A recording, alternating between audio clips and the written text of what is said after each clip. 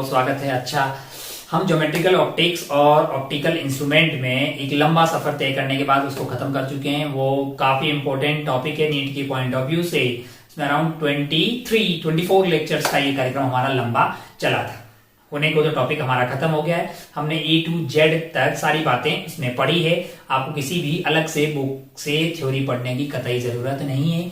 आपको जरूरत है बहुत सारे न्यूमेरिकल सवाल सॉल्व करने की, है ना। टॉपिक का खत्म हो जाना और आपका कोई पर्टिकुलर टॉपिक बहुत अच्छा होना, उसमें डिफरेंस है ना, कि उसमें आपको बहुत सारी चीजें करनी होती है। जैसे कोई भी टॉपिक अच्छा हो जाना, उसका क्या मायने है, क्या किस किस किस चीज से आप डिफाइन करते हैं कोई टॉपिक आपका अच्छा हो गया है। हमको लगता है सीधी भाषा में आपका अच्छे से मायना यही होता है, यानी कहने का मतलब ये होता है कि आपको उस पर्टिकुलर टॉपिक के सवाल जो है बहुत अच्छे से हो जाता है, उसका आंसर आ जाता है और फिर एग्जाम में उसमें नंबर आ जाते हैं। बस हम लोग यही तो चाहते हैं ना अल्टीमेटली। तो कोई भी टॉपिक बहुत अच्छा कब होता है, मतलब क्या एक स्टैंडर्ड प्रोसीजर है कि कोई टॉपिक आपका बहुत ही अच्छा हो जाए? बैंक का बिल्कुल है भाई साहब, जनरल प्रोसेस तो है ही सही। सबसे पहले आपको उस टॉपिक के तमाम जो लेक्चर्स हैं उनको बहुत अच्छे से समझना होता है। जैसे फिजिक्स की बात करें तो पहले आप उसको समझें कि एग्जैक्टली मतलब इस चीज का मतलब क्या है, कोई रटने वाली बात तो है नहीं। फिर हमारा नीट का जिस तरह का पैटर्न है, हमें पता है कि सवाल फॉर्मूला बेस्ड आते हैं काफी सारे सवाल, और तो उसके लिए हमें जो रिजल्ट या जो फॉर्मूले हैं वो याद होने चाहिए। अब वो हमारे एग्जाम की डिमांड है तो हमको वो याद होने चाहिए। वो याद करने के लिए ऐसा नहीं कि आप लिख लिया और रोज घोट रहे हैं। अगर आप सवाल सोल्व करते हैं तो वो अपने आप याद हो जाते हैं। फिर आप महीने 2 महीने में उसको रिवाइज करते हैं तो धीरे धीरे वो अपने आप को याद भी रह जाते हैं। तो एक बार अगर आपने लेक्चर्स को समझ लिया, फिर नेक्स्ट स्टेप आता है आपको मतलब उसके नोट्स बनाने का। बहुत ही जैसे आपने नोट्स भी बना लिए, फिर आपका नेक्स्ट स्टेप आता है होमवर्क सॉल्व करने का, यानी पूरी बुकलेट और जो भी बुक आप फॉलो कर रहे हैं, जो बुकलेट पूरी कंप्लीट एटलीस्ट जो है वो आपने पूरी सॉल्व कर ली। उसमें वो जो सवाल हैं जो स्टार मार्क किए हैं, वो बिल्कुल वो जो पहले अटेम्प्ट में आपसे नहीं हुए थे उनको स्टार मार्क करना चाहिए, ताकि आप जब नेक्स्ट वाला रिवीजन करें तो उन्हीं स्टार मार्क किए हुए सवालों पे फोकस करें। अच्छा भाई साहब, बहुत बढ़िया। फिर क्या होता है, फिर आपको अब जो है पूरा चैप्टर लगभग आपको बहुत अच्छे से हो गया है। अभी आप जो बिल्कुल आप फ्लो में हैं, क्योंकि अभी आप करंट पढ़ के बैठे हुए हैं। फिर क्या करें, फिर बनाए शॉर्ट नोट्स, ताकि आपको नेक्स्ट टाइम रिवाइज करें तो पूरा एक एक सवाल से जाना ना पड़े। आप जो है इतने बड़े से आइटम को सिर्फ जो है 4-5 पन्नों में या 2-3 पन्नों में मतलब जो है शॉर्ट नोट्स में खत्म कर दें। फिर क्या करने में, ये वैसे नोट्स जो है वो हैंडबुक की फॉर्म में हो सकते हैं, वो एक छोटी बुक के डायरी के फॉर्म में हो सकते हैं, जो आप कहीं पे भी चलते हुए रिवाइज मार लें। फॉर्मूले आपके टिप्स पे रह जाएंगे, और अगर सारे फॉर्मूले ऐसे ही टिप्स में रहे तो फिर आप बिल्कुल आपका कॉन्फिडेंस रहेगा। लास्ट एंड फाइनल स्टेप इस कड़ी में बचता है प्रीवियस ईयर के क्वेश्चंस, क्योंकि हम भाई अगले साल का तो गेस नहीं कर सकते हैं कि कौन सा सवाल आएगा, लेकिन हम अगर प्रीवियस ईयर के क्वेश्चंस अपने जो अर्जित नॉलेज है उससे धड़ाधड़ सॉल्व कर रहे हैं, तो इस बात की गारंटी है कि आने वाले साल के भी सॉल्व कर पाएगा। इसमें तो कोई दोहराई वाली बात नहीं है। तो अपन आगे बढ़ते हैं और लास्ट स्टेप जो है प्रीवियस ईयर के क्वेश्चन जो मैंने आपको दिए हैं, आप उनको सॉल्व कीजिएगा और आपको एक कॉन्फिडेंस आएगा कि मतलब भाई साहब बहुत ही आसान चीजें हैं, कोई बहुत ज्यादा चीजें हैं नहीं। अगर एक आदमी शिद्दत से लेक्चर 1 से लेके लास्ट तक लॉजिकली समझता है, उसके नोट्स बनाता है, उसके होमवर्क करता है, उसके शॉर्ट नोट्स बनाता है, और फिर बढ़ते हैं मतलब उसके प्रीवियस ईयर के क्वेश्चन अगर वो सॉल्व करने बैठता है तो उससे धड़ल्ले से सॉल्व होगा, इस बात की गारंटी है। और अगर वो धड़ल्ले से सॉल्व हो ना, अपनी पीठ खुद ही थपथपाएं, क्योंकि आप अच्छा कर रहे हैं। आप अपने अंदर एक कॉन्फिडेंस लाएं, क्योंकि यही आप कर सकते हैं और यही मैक्सिमम आपको करना चाहिए। तो अपन जो ज्यादा टाइम ना लेते हुए तुरंत आगे बढ़ते हैं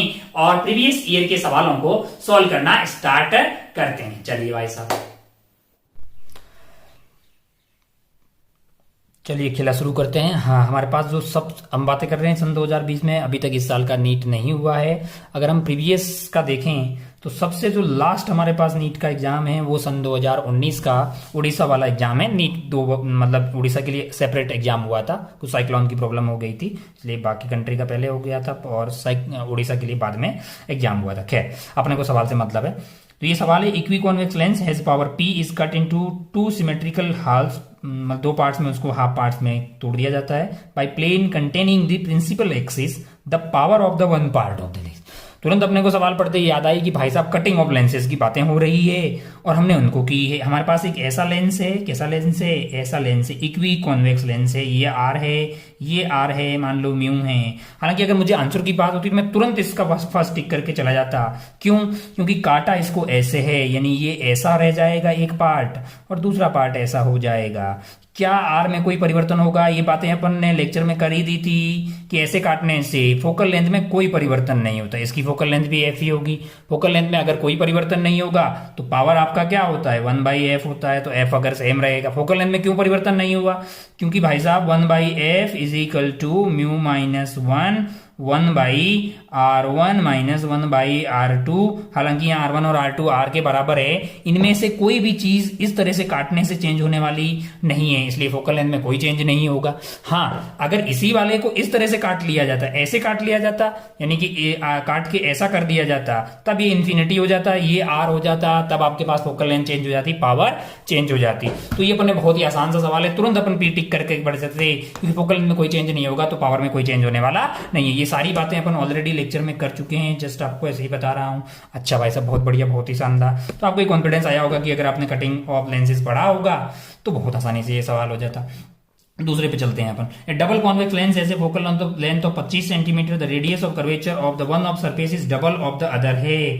find the radius of, find the refractive index. अच्छा नहीं, रिफ्रैक्टिव इंडेक्स दिया हुआ, फाइंड द रेडियाई है। अच्छा, हमको इन्फॉर्मेशन दी है, सेकंड वाला यहाँ सोल्व करते हैं कि भाई साहब हमको क्या दिया है? डबल कॉन्वेक्स लेंस है, डबल कॉन्वेक्स लेंस है जिसका फोकल लेंथ आपको दिया हुआ है और one of the surface is double. अच्छा, एक का रेडियस जो है वो r है तो दूसरे का 2r है, ऐसी इंफॉर्मेशन हमें सवाल में दी है। और इसका म्यू हमें सवाल में दिया हुआ है 1.5। क्या दिया हुआ है? 1.5 दिया हुआ है। और हमसे क्या पूछा है? हमसे पूछा है कि r बता दीजिए, और इसकी फोकल लेंथ हमें दी हुई है कितना सेंटीमीटर है? 25 सेंटीमीटर। अब हम समझदार हैं। अच्छा भाई साहब, हमने क्या लगाया? हमने फॉर्मूला लगाया 1/f is equal to mu minus 1/r1 minus 1/r2। मुझे लगा है कि r1 r2 सब कुछ दिया हुआ है। अननोन कौन है मेरे लिए? अननोन मेरे लिए कौन है? म्यू है। तो मैंने 1/25 डाल दिया f को, is equal to mu minus 1, mu की वैल्यू है 1.5, 1.5 माइनस 1 करेंगे तो क्या बचेगा? हाफ बच जाएगा। 1/r1 इधर से जा रहा है, मान लो कि ये डायरेक्शन को मैंने रेज में जा रही है, तो ये मेरे लिए r1 की वैल्यू क्या हो जाएगी? r ही हो जाएगी। तो ये 1/r हो गया, minus of 1/r2, minus of r2 में ये कितना हो जाएगा? माइनस ऑफ 2r हो जाएगा। अच्छा भाई साहब, तो ये वैल्यू हो गई मेरे लिए 1/25 is equal to, sorry 1/25 is equal to 1/2। यहाँ पे करते हैं आगे, 1/25 इज इक्वल टू 1/2। और ये कार्यक्रम के कितना हो गया? जरा ध्यान से देखें, ये आपके पास लिखा हुआ है 1/r प्लस 1/2r, है ना? अगर आप ध्यान से देखें तो इसको आप लिख सकते हैं 1/2 और एलसीएम ले लीजिए, इसका 2r आ जाएगा, है ना? तो ये ऊपर 2 + 1 कितना हो जाएगा? 3 हो जाएगा। अब आप ध्यान से देखो तो आपके लिए क्या क्या बचा है, जरा ध्यान से देखें कि ये आपके लिए हो गया है, थोड़ा सा इसको आगे शिफ्ट कर देते हैं, यहाँ तक अपन ने कर दिया है। ये आपके लिए हो गया है 1/25 इज इक्वल टू, तो ये हो गया 1/25 इज इक्वल टू 3/4r। अब आप ध्यान से देखें तो r की वैल्यू आपके लिए हो जाएगी 75/4 सेंटीमीटर, जिसकी वैल्यू कितनी होती है? 18.75 सेंटीमीटर, है ना? अच्छा भाई साहब, बहुत बढ़िया, बहुत ही शानदार। अगर r की वैल्यू ये हो गई है 18.75, तो r की वैल्यू ये हो गई, तो 2r की वैल्यू क्या होगी? 2r की वैल्यू इसका डबल होगा, यानी कि 2 × 18.75 है, इसकी वैल्यू क्या हो जाएगी? इसकी वैल्यू आपके लिए 37.5 सेंटीमीटर है। तो ये जो 2r है और ये r कौन से ऑप्शन में दिखाई दे रहा है अपने को? यहाँ पे जाइए, 4 वाला जो ऑप्शन है वो अपना आंसर हो जाता। तो ये भी कोई बहुत ज्यादा टफ सवाल नहीं था। अच्छा भाई साहब, बहुत बढ़िया, बहुत ही शानदार। थर्ड वाले सवाल पे चलते हैं कि 2 सिमिलर इक्वी कॉन्वेक्स लेंस है, 2 सिमिलर इक्वी कॉन्वेक्स लेंस है। थर्ड को यहीं पे करते हैं। थर्ड देखिए जरा सवाल एक बार देखिए, थर्ड सवाल देखिए।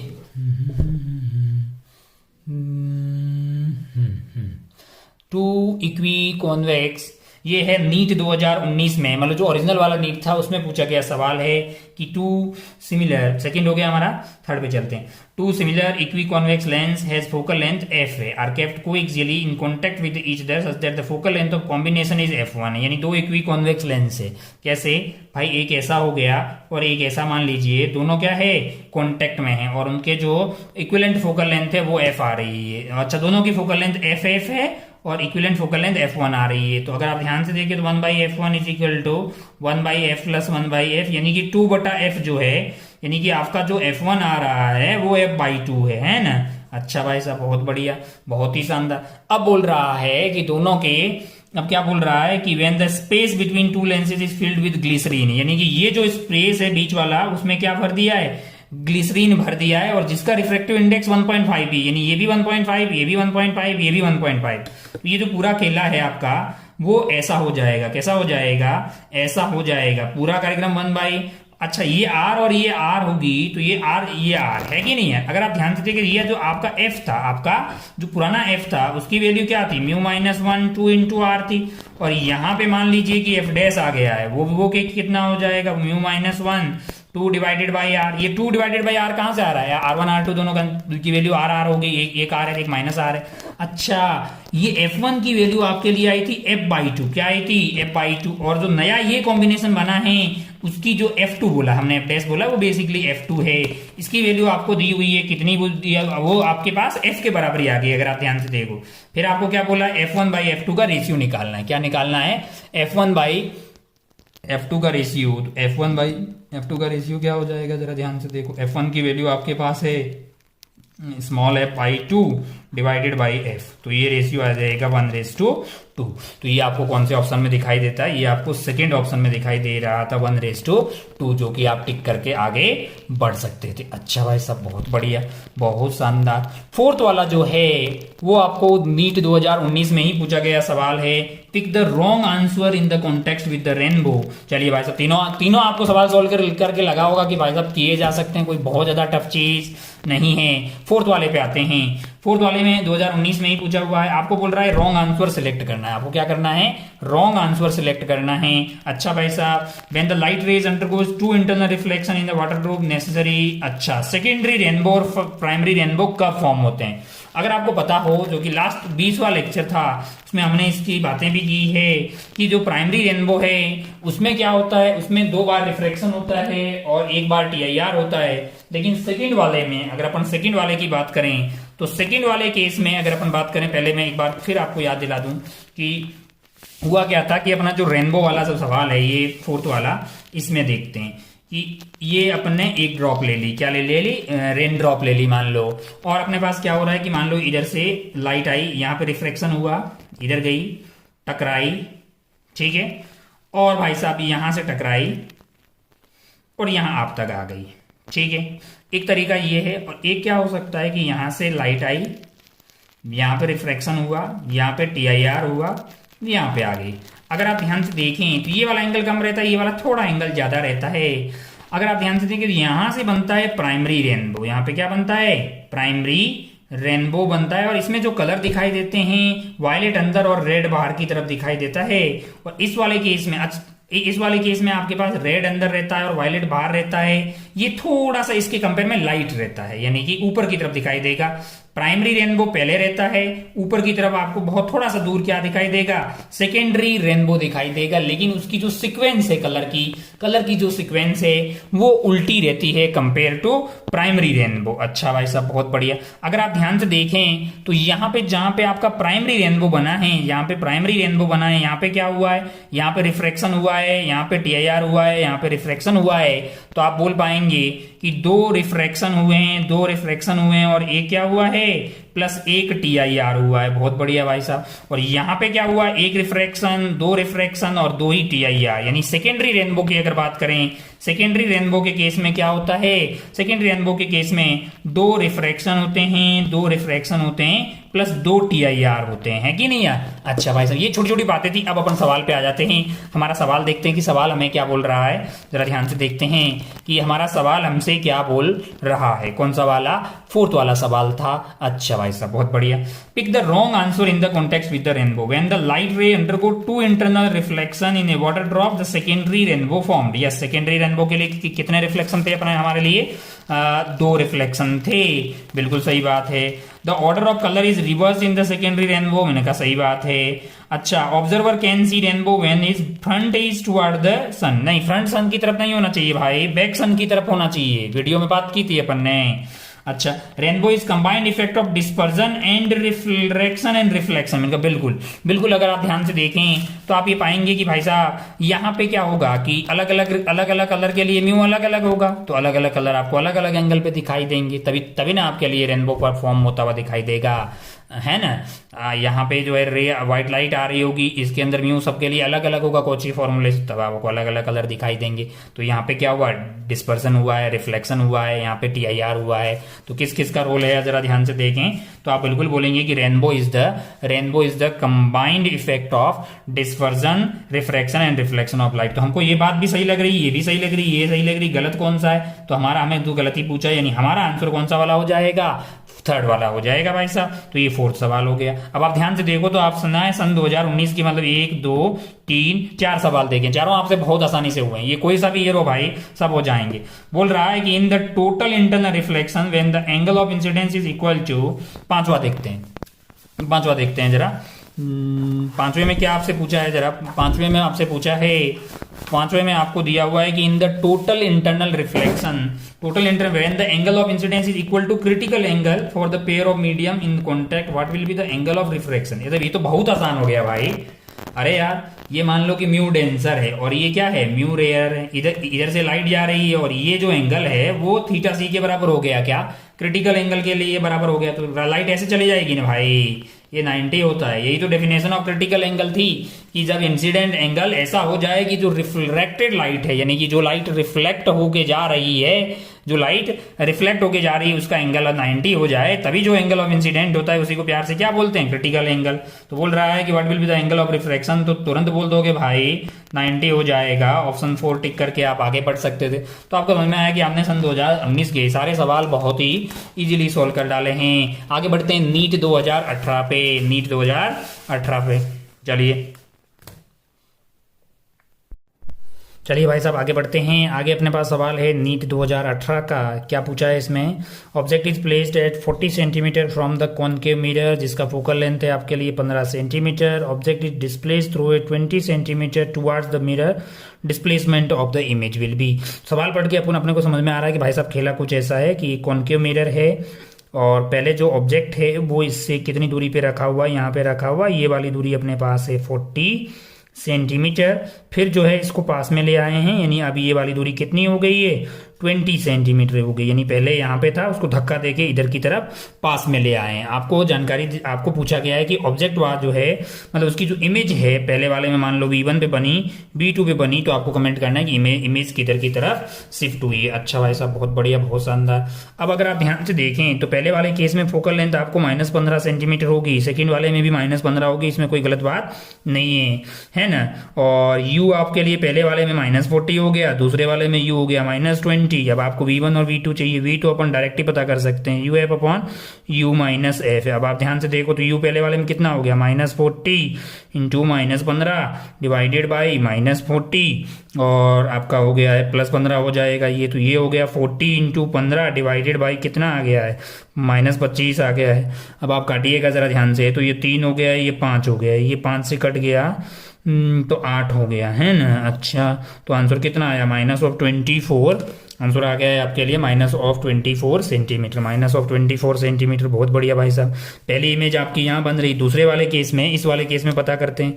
V2 आपके पास हो जाएगा, U2 की कितना है -20 है, F की वैल्यू तो वही -15 है और डिवाइडेड बाई -20 और आपके पास क्या आ जाएगा प्लस का 15 है, तो ये वैल्यू आ गई 20 इंटू 15 डिवाइडेड बाई -5 है, तो ये कट गया 3 बार, ये 3 बार कट गया, तो ये आया -60। यानी माइनस का मतलब इमेज जो है वो लेफ्ट में बन रही है। पहली इमेज कहाँ बन रही है, वो आपकी 24 पे बन रही है और सेकंड वाली 60 पे, यानी कि यहाँ पे पहली इमेज 20 यहाँ पे और सेकंड वाले केस में इमेज यहाँ बन रही है, यानी कि ये वाली जो दूरी है, ये जो कितना शिफ्ट हुआ है ये पता करना है। ये वाली दूरी कितनी है 24 है और ये वाली दूरी कितनी है 60 है, तो शिफ्ट कितना हो गया 60 60 माइनस 24 यानी कि 10 - 4 आपका हो गया 6 यानी कि 36 सेंटीमीटर।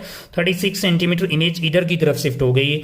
अब चलते हैं सवाल की तरफ। सवाल की तरफ अगर अपन चल रहे हैं, मान लो कि ये था अपना सवाल। सवाल क्या था कि 30 सेंटीमीटर नहीं, 36 centimetre towards the mirror, 36 centimetre away from the mirror, 36 centimetre away from the mirror जो है ये अपना आंसर हो जाता। चलिए भाई साहब, तो एक आसान सवाल था, ये कोई बहुत टफ चीज़ नहीं थी। चलिए अपन बढ़ते, चलिए 7वें सवाल पे बढ़ते हैं। ये नीट 2017 का है। क्या बोल रहा है? नीट 2017 का ये सवाल बोल रहा है कि ये बीम ऑफ लाइट है जो कि सोर्स से आ रही है, नॉर्मली इंसिडेंट है किसके ऊपर?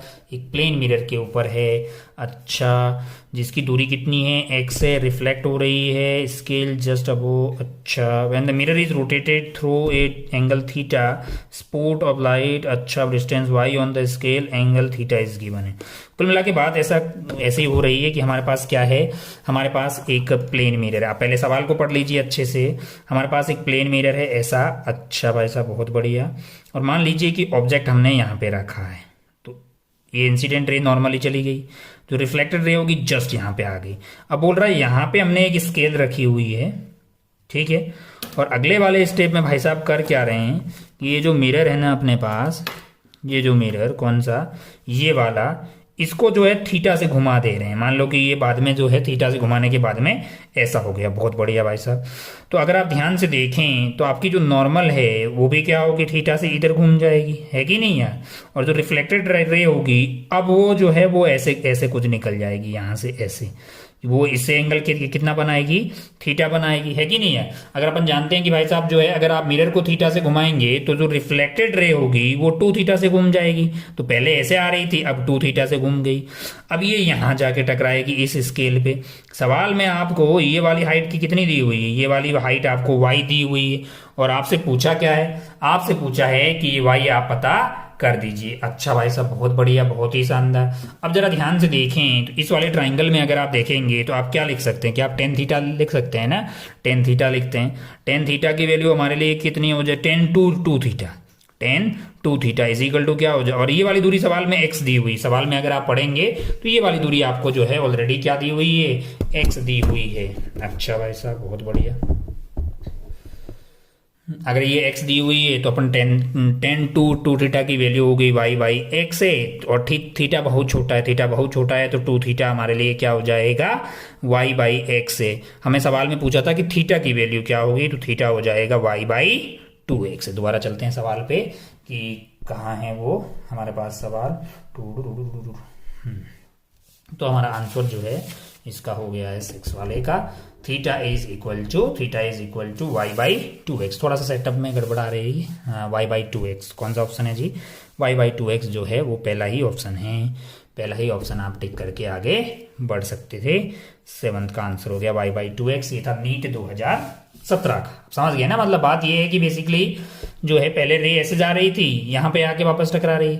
अब आपने मिरर को थीटा से घुमा दिया तो रिफ्लेक्टेड रे 2 थीटा से घूम गई है। तो अब वो जब बोल रहा है कि इस पॉइंट से y ऊपर जाके मिल रही है इससे, आपको y और 2 थीटा आपको छोटा दिया हुआ, तो ये वाले ट्राइंगल में 10 थीटा लिख दिया, जो कि हो गया है y बाई x है। और उसकी वैल्यू को लिख दिया 2 थीटा का है, लिख दिया है उसको 10 थीटा को, क्योंकि थीटा बहुत छोटा है तो आपको थीटा मिल गया। तो एक बहुत आसान सही सवाल था, कोई बहुत ज्यादा टफ चीज नहीं थी। आगे बढ़ते हैं सवाल नंबर 8 पे। सवाल नंबर 8 पे जरा ध्यान से देखें क्या है सवाल नंबर 8।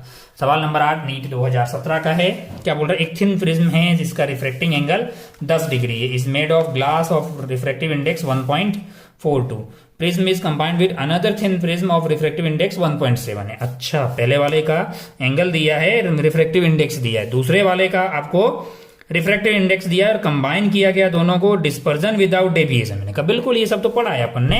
और ऐसा वाला केस है डिस्पर्जन विदाउट डेविएशन, और आपको पूछा है कि refracting angle of second prism बताना है आपको। अच्छा, मैंने कहा पहला मिरर आपको ऐसे लगाना पड़ेगा, सॉरी प्रिज्म, और दूसरा प्रिज्म आपको ऐसे लगाना पड़ेगा। ये A1 हो गया, ये A2 हो गया। इंफॉर्मेशन क्या दी हुई है कि डिस्पर्जन विदाउट डेविएशन हो रहा है, यानी डेल्टा नेट आपका क्या आ रहा है? 0 आ रहा है। इसका मतलब डेल्टा 1 और डेल्टा 2 का मैग्नीट्यूड सेम होना चाहिए, क्योंकि डेल्टा नेट तो आपका डेल्टा 1 माइनस डेल्टा 2 होगा, है कि नहीं यार?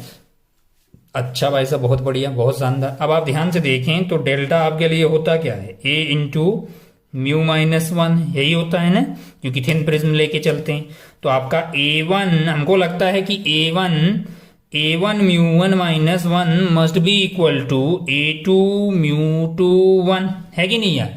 सवाल में A1 दिया, म्यू वन दिया है और म्यू टू भी दिया, पूछा क्या है, A2 पूछा है आपसे। अब अगर A2 निकालना होगा तो आप क्या करिएगा, A1 mu minus one divided by क्या कर दीजिए, म्यू टू माइनस वन। अब आप सवाल में जाइएगा, इन्फॉर्मेशन देखिएगा, आपको A1 कितना दिया हुआ है जरा ध्यान से देखें। A1 आपको दिया हुआ है इस वाले सवाल में 10 डिग्री दिया हुआ है। A1 की कितना दिया हुआ है, A1 10 डिग्री दिया हुआ है। म्यू वन आपको 1.42 दिया हुआ है। और आप सवाल में जाइए, म्यू टू आपको 1.7 दिया हुआ है। म्यू टू आपको कितना दिया हुआ है, 1.7 दिया हुआ है। तो आ जाइए दोबारा अपने इसमें कि क्या कहाँ पुट करना है। A2 चाहिए अपने को ना, A1 की वैल्यू कितनी है, 10 है। म्यू माइनस वन यानी कि 1.42 माइनस वन, 1.42 माइनस वन, नीचे क्या आ जाएगा आपका 1.7 माइनस वन, तो ऊपर वाला तो 1.42 यानी कि 4.2 आ गया है, 4.2 आ गया वो वाली आइटम। अच्छा भाई साहब बहुत बढ़िया, बहुत शानदार। नीचे की तरफ क्या आ गया है 0.7। अच्छा ये कटेगा तो ये तो 6 आ गया है, तो A2 हमारा आंसर क्या हो जाएगा, 6 डिग्री A2। अच्छा चलिए भाई साहब कहीं पे है, यस ये ऑप्शन बी में आपको दिखाई दे रहा है, तो आप टिक करके आगे बढ़ सकते थे। ये था, हाँ बिल्कुल आप आराम से कर सकते थे। ये हमने कहाँ पढ़ा था, प्रिज्म में पढ़ा था भाई साहब, इस तरह की कॉम्बिनेशन वगैरह। बहुत शानदार। बढ़ते हैं अगले वाले सवाल पे। देखिए जरा अगला वाला सवाल कौन सा है, 9वां सवाल। 9वां सवाल क्या है, two identical glass equi convex lens focal length FA are kept in contact, the space between the two lenses is filled with water है। अच्छा हाँ, ग्लासेस का रिफ्रैक्टिव इंडेक्स आपको म्यू जो दिया है वो 3/2 दिया है, और बीच में जो स्पेस भरा जा रहा है वो 4/3 है। Focal length of combination is, NEET phase 2 2016 का ये सवाल है। आइए मिलके करते हैं। पहले हमें क्या दिया हुआ है, इस तरह के खूब सवाल आते हैं, बीच में कभी पानी भर देगा, ये भर देगा, ये भर देगा भाई साहब। ये जो ग्लास है इसका रिफ्रैक्टिव इंडेक्स आपको 3/2 दिया, कितना दिया है, 3/2 दिया। आर आर आर आर है ना, इसकी फोकल लेंथ मान लीजिए F होगी, तो इसकी फोकल लेंथ भी F होगी। अब पहले अपन F निकाल लेते हैं। 1/F की वैल्यू आपके लिए क्या हो जाएगी, mu minus one 2 divided by R, होगी कि नहीं होगी यार। 1/F की वैल्यू आपके लिए हो गई है mu minus one 2 divided by R. अब आप ध्यान से देखें तो म्यू आपके लिए कितना है, पहले वाले में जरा देखें 3/2 है ना, identical glass each of refractive index 3/2 minus one, 3/2 minus one तो 1/2 हो गया है।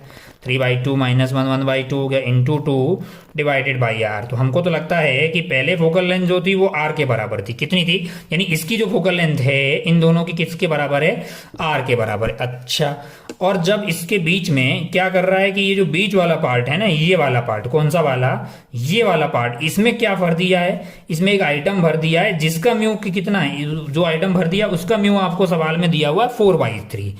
अब अगर आप ध्यान से देखें, मैंने बोला इसकी रिफ्रैक्टिव इंडेक्स मान लो F डैश हो गई, कि कितनी हो गई, F डैश। पहले F डैश पता कर लेते हैं। 1/F dash is equal to क्या हो जाएगा आपके लिए, जरा ध्यान से देखें, 1/F डैश हो जाएगा। अब आप ध्यान से देखें तो म्यू माइनस वन, म्यू बाद वाला ये जो भी है इसको म्यू टू बोल देते हैं, तो म्यू टू माइनस वन। और अगर आप ध्यान से देखें तो ये इस तरह का बन गया है ना, ये R और R तो सेम रहेगा, ये ऐसा है भाई साहब। अब आप ध्यान से देखें तो आप खुद ही बोल देंगे कि पहले वाले के लिए -1/R आएगा, फिर से 1/R आएगा, तो -2 डिवाइडेड बाई R आ गया है ना। अच्छा भाई साहब बहुत बढ़िया। तो 1/F dash is equal to basically minus of mu two कितना दिया, 4/3 दिया हुआ, 4/3 में से 1 घटा देंगे तो 1/3 रहेगा, तो 1/3 और ऊपर 2 था तो 2/R आ गया है ना। तो F डैश की वैल्यू यहां से क्या आ रही है, F डैश की वैल्यू आ रही है -3R/2 आ गया, आया ना। और जो F है आपका वो तो R के बराबर है, F तो यहां से पता है ना, F तो R के बराबर ही आ गया, F तो R के बराबर हो गया है। तो अपने पास जो F डैश है वो 3 -3R/2 आ रहा है। तो क्या मैं F डैश को 3F डिवाइडेड बाई 2 भी तो लिख सकता हूं ना, क्योंकि जो F डैश जो आपका R है वो तो F के बराबर ही है। अब आप ध्यान से देखें तो अब आपको पता लग गया है कि ये और ये जो तीनों का कॉम्बिनेशन है, इसकी फोकल लेंथ F है, इसकी फोकल लेंथ F है, और इसकी फोकल लेंथ है -3F/2 2 है ना। पर आपको आपको क्या पूछा गया है, आपको पूछा गया इक्विवेलेंट पावर बताना। क्या इक्विवेलेंट पावर पूछा गया है ना। हाँ जी, सवाल नहीं, इक्विवेलेंट कॉम्बिनेशन की फोकल लेंथ बताना है। इक्विवेलेंट कॉम्बिनेशन की फोकल लेंथ बताना। आइए पता करते हैं equivalent focal length 1/f equivalent की वैल्यू हो जाएगी 1/f प्लस 1/f, और इसकी फोकल लेंथ को उल्टा करेंगे, मतलब 1/f लिखेंगे तो ये हो जाएगा -2 डिवाइडेड बाई 3f, है ना नहीं है। तो ये बच गया आपके पास 2/f -2/3f, है कि नहीं यार। एलसीएम क्या आ गया, एलसीएम आपके लिए आ गया है 3f का एलसीएम ले लीजिए। अच्छा, तो ये 6 हो गया है और ये -2 हो गया है, तो ये आ गया है 4 डिवाइडेड बाई 3f। क्या आया है, 1/f इक्विवेलेंट आया है ना। तो f इक्विवेलेंट क्या हो जाएगा, यहाँ से f इक्विवेलेंट की वैल्यू उसको उल्टा कर दीजिए, यानी 3f/4 होगा कि नहीं होगा, 3f/4 हो जाएगा। अब ये 3f/4 कहीं ऑप्शन में दिखाई दे रहा है, ये देखिए 3f/4 यहाँ पे था, तो 9th का आंसर हो गया आपके पास 3f/4 हो गया। चलिए अगले बढ़ते हैं 10th वाला सवाल पे। 10th वाला क्या बोल रहा है, जरा ध्यान से देखें। 10th वाला बोल रहा है कि एयर का एक बबल है, air bubble in a glass slab है विद रिफ्रैक्टिव इंडेक्स 1.5 है। एयर का एक बबल है जो जिसका रिफ्रैक्टिव इंडेक्स, अच्छा, ग्लास स्लैब में है और नॉन में, अच्छा, एक ग्लास का स्लैब है जिसका रिफ्रैक्टिव इंडेक्स आपको क्या दिया हुआ है, जिसका म्यू दिया हुआ है आपको 1.5, और यहाँ पे एक बुलबुला है। क्या है, बुलबुला। मान लो कि ये बुलबुला यहाँ से कितनी डेप्थ पे है, x डेप्थ पे, और इस ग्लास स्लैब की थिकनेस मान लीजिए t है ना। मानने में अपना को कुछ नहीं जा रहा है। अब अगर आप ध्यान से देखें तो हमसे पूछा है सवाल में थिकनेस बताइए स्लैब की। ऊपर से जब देख रहे हैं, आंख को यहां लगा रहे हैं, तब जो अपेरेंट डेप्थ आ रही है इस बुलबुले की, रियल डेप्थ क्या है, x है ना, और नीचे से रियल डेप्थ क्या होगी, t-x, लेकिन वो x की बजाय कितनी दिखाई दे रही है, 5 सेंटीमीटर। और जब आप उसको नीचे से देख रहे हैं तब आपको वो 3 सेंटीमीटर दिखाई दे रही है। तो आपसे पूछा है कि जो ओरिजिनल थिकनेस है वो कितनी है। मैंने कहा बहुत बढ़िया भाई साहब, अपन तो ये जानते हैं कि apparent depth divided by original depth is equal to μ2 divided by μ1, और ये जानते ही नहीं है। बगल में लिखा हुआ नोट भी हमको याद है कि d डैश होती है अपेरेंट डेप्थ, g होती है ओरिजिनल डेप्थ, μ2 होता है वो वाले मीडियम का रिफ्रैक्टिव इंडेक्स जिसमें रेज जा रही हो, μ1 वो वाला होता है जहां से रेज आ रही हो। बहुत बढ़िया भाई साहब, बहुत ही शानदार। तो पहले ऊपर वाले के लिए लगाते हैं। जब आंख यहाँ पे होगी तो अपेरेंट डेप्थ अपने को कितनी मिल रही है, 5 डिवाइडेड बाय रियल डेप्थ क्या थी, x, μ2 की कितना हो जाएगा 1, है ना, रेज यहां से जा रही है, तो 1 डिवाइडेड बाई 1.5 यानी 3/2, तो 2 को ऊपर ले गया, तो यहां से x की वैल्यू आ गई है 15/2, यानी कि आ गई 7.5 आ गई भाई साहब। बहुत बढ़िया, बहुत ही शानदार। थिकनेस सेंटीमीटर में चल रहा है सब कुछ, तो सेंटीमीटर में आ गया। अच्छा, x पता लग गया। आओ पता करते, कुछ और पता करते हैं। अब x पता लग गया। अब आप आंख को यहां रखिए, नीचे की तरफ रखेंगे तो ओरिजिनल डेप्थ है आपकी t-x, अपेरेंट की कितनी है, 3 सेंटीमीटर सवाल बोल रहा है, तो 3 डिवाइडेड बाई t-x है। अब μ2 ये 1 हो जाएगा, रेज इधर से ऐसे आ रही होगी, 1 डिवाइडेड बाई 3/2 है ना। तो यहां से क्या हुआ, ये 9/2 इज इक्वल टू क्या आ गया, t-x आ गया। 9/2 इज इक्वल टू t-3 को उधर ले गया तो ये हो गया। अब आप ध्यान से देखिए तो आपको चाहिए क्या, t, तो आप 9/2 प्लस x कर देंगे इसको, है कि नहीं यार, x को इधर ले आइए। अब आप ध्यान से देखिए तो 9/2 प्लस x है, और x की वैल्यू तो अभी अपन ने नहीं निकाली, नहीं कितनी आ गई है, 7.5 सेंटीमीटर। 7.5 सेंटीमीटर, चलिए भाई साहब, तो इसमें 7.5 को ऐड कर दीजिए, तो ये आपका है 4.5 और ये है 7.5 प्लस 4.5, यानी कि 7 और 4 11, 12 सेंटीमीटर आ गया भाई साहब। ऑप्शन देखिए, इस तरह के खूब सवाल आते हैं मार्केट में। देखो कहीं और कौन से ऑप्शन में दिखाई दे रहा है 12 सेंटीमीटर, ये देखो कौन से ऑप्शन में दिखाई दिया अपने को, 3rd वाले ऑप्शन में दिया। तो आप देख सकते हैं कि आप हर तरह का सवाल जो है सोल्व कर पा रहे हैं बहुत आसानी से। आगे बढ़ते हैं, ये था नीट 2016 का। नीट 2016 के अगले वाले सवाल पे चलिए आगे बढ़ते हैं। अगला सवाल क्या है, 11th वाला देखते हैं कि person can see clearly object when they are between 50 centimeter and 400 centimeter from his eyes. अच्छा, in order to increase the maximum distance of distinct vision to infinity. हम चाहते हैं कि उसका जो फार पॉइंट है वो दोबारा लौट के अभी कहाँ है, 400 पे, कहाँ पहुंच जाए, इन्फिनिटी पे पहुंच जाए भाई साहब। The type of the power of the अच्छा, कौन सा लेंस चाहिए और कितनी पावर चाहिए, बहुत आसान है जी अपने लिए। अगर अपने को क्या करना है, अपने को भाई साहब जो है इनका फार पॉइंट जो है वो इन्फिनिटी से कहाँ पहुंच गया है, हालांकि इनका नियर पॉइंट भी शिफ्ट हो गया, लेकिन अपने को फार पॉइंट का इलाज करना है।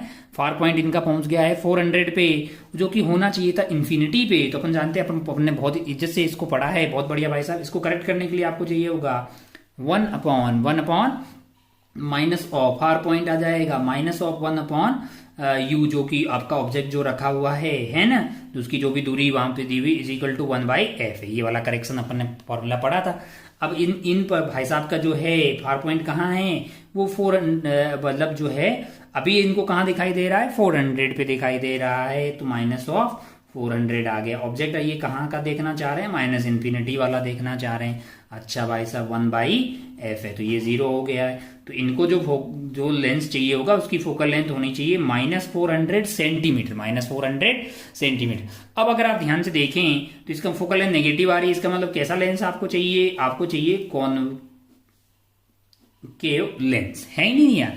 और उसकी पावर कितनी होनी चाहिए, पावर होनी चाहिए 1 फोकल लेंथ, और फोकल लेंथ है -400 सेंटीमीटर, उसको रखना होता है मीटर में।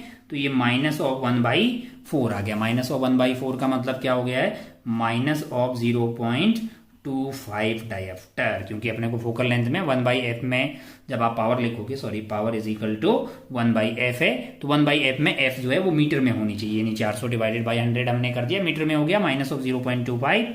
तो आपको चाहिए कॉनकेव लेंस और उसकी पावर होनी चाहिए -0.25।